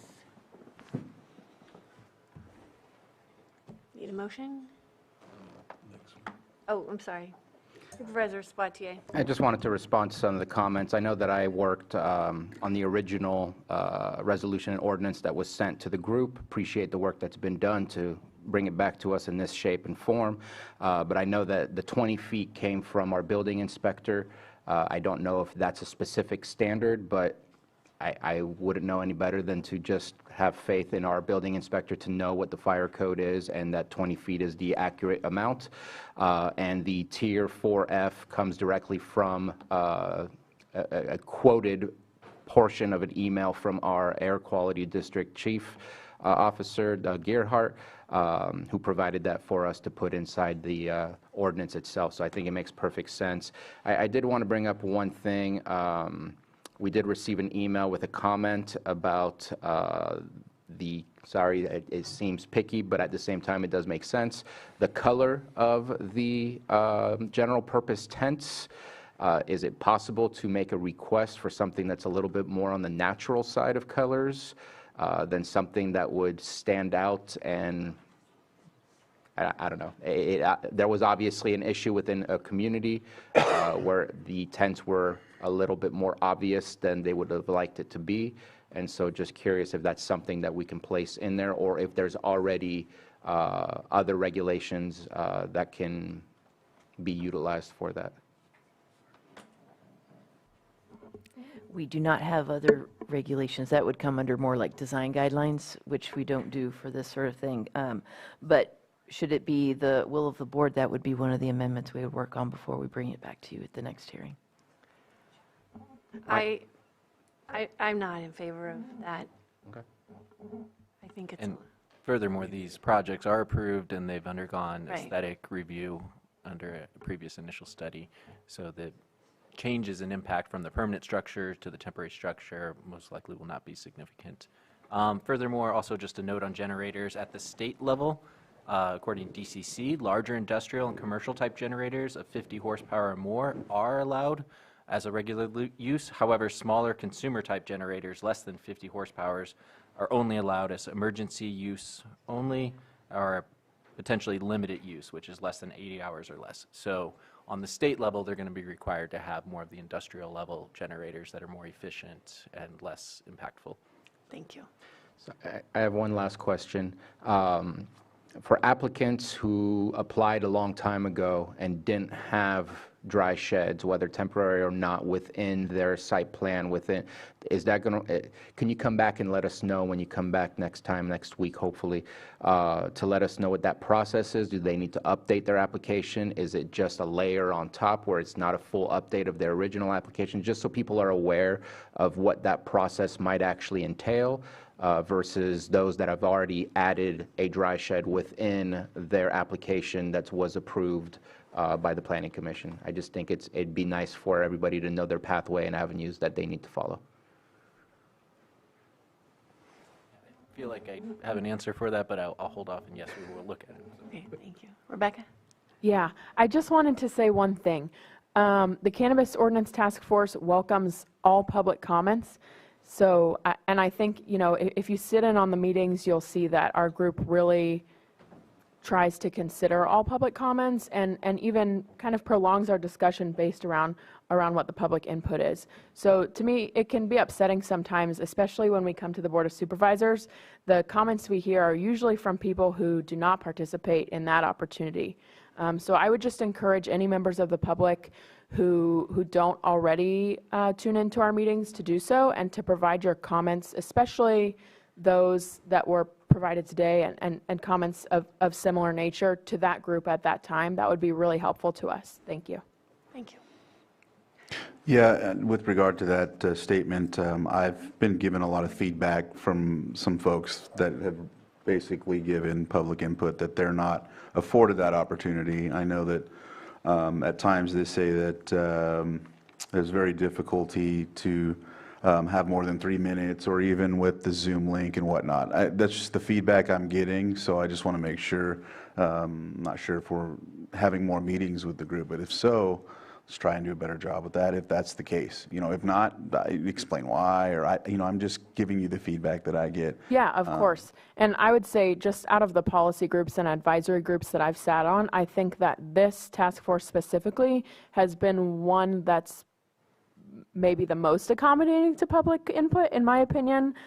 We haven't enforced any real structure or limitations on input that can be provided. So I think, in my opinion, there's been lots of opportunity for public comment. I know sometimes as a member of the public, it can be hard to get the information that you'd like across and feel heard. But I do feel that the group has been taking public comment seriously, and so I would just encourage those members of the public to also reach out to their representative on the task force, whether they're members of the agriculture community, members of the cannabis industry, or North or South Lake residents, to utilize their representatives as well.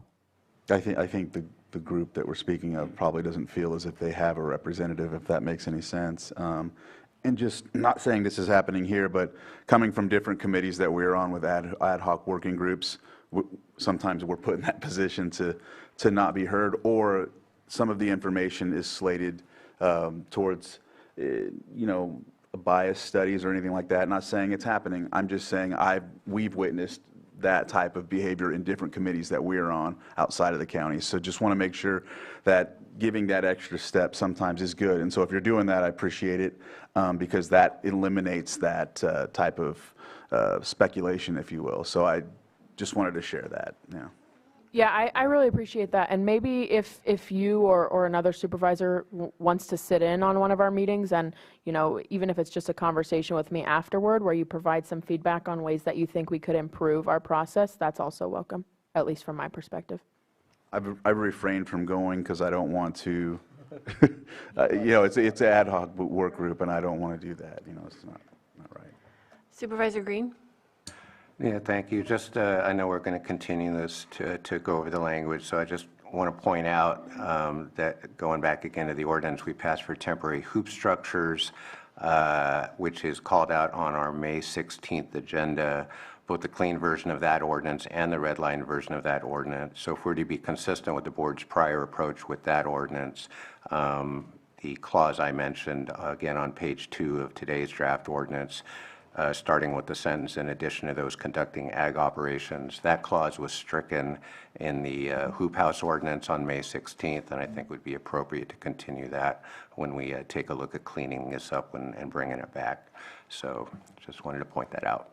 And I believe where that language came from was the original resolution in 2022 that had some draft ordinance language. So we strict that particular clause in the hoop house ordinance, and I think it would be appropriate to be consistent with that approach with this.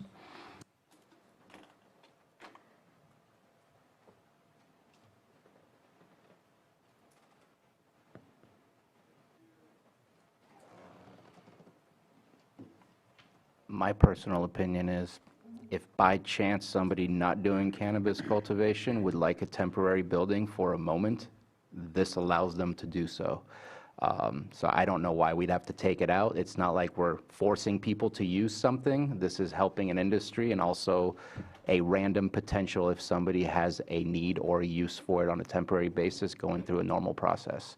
I don't think this restricts the ag industry if we leave those words behind, and it just leaves a potential opportunity. If there's a fire, if there's another natural event that puts them in a position where they need something temporarily, this is right here. And we had that discussion in May, and as was stated then, and we can repeat today, ag industry very clearly did not want the hoop house ordinance to be applicable in any way to traditional agricultural operations. We respected that input in May, and I happen to agree. You know, if somebody else in a non-cannabis thing thinks they can do this, there's nothing in the county code actually that prohibits them from using tents or shipping containers right now. The original ordinance passed in May took the then recommendations of the ag industry that they didn't want any part of it. And unless that input has changed on this, then they probably don't want any part of this ordinance either. I'm just going to ask, is there consensus on Supervisor Green's request? Oh, no, I thought you meant to move till next week. Okay, so there's no consensus on that request. If I may? Yes. One of the reasons for the difference is the hoop houses felt like a restriction to the ag industry for things they already use. Here, this is not something that exists, it's new. And so this would not create a restriction without going through their process. So this is why I think it's perfectly fine to move forward as is. When is this time certain? 11 o'clock on the 26th. Who would like to make the motion? Vice Chair Simon. Yep. I'd like to move this item to September 26th at 11 a.m. And for a time certain. And just for added clarification, that would be the first reading of this ordinance. Oh. I'd like to move the first reading of this ordinance to September 26th at 11 a.m. Second. All in favor? Aye. Opposed? Motion passes. All right, we are just about at 12:30, so we will be taking a 1-hour lunch break, coming back at 1:30 for our next timed item Thank you. for our public hearing, recommended budget. See everybody in an hour.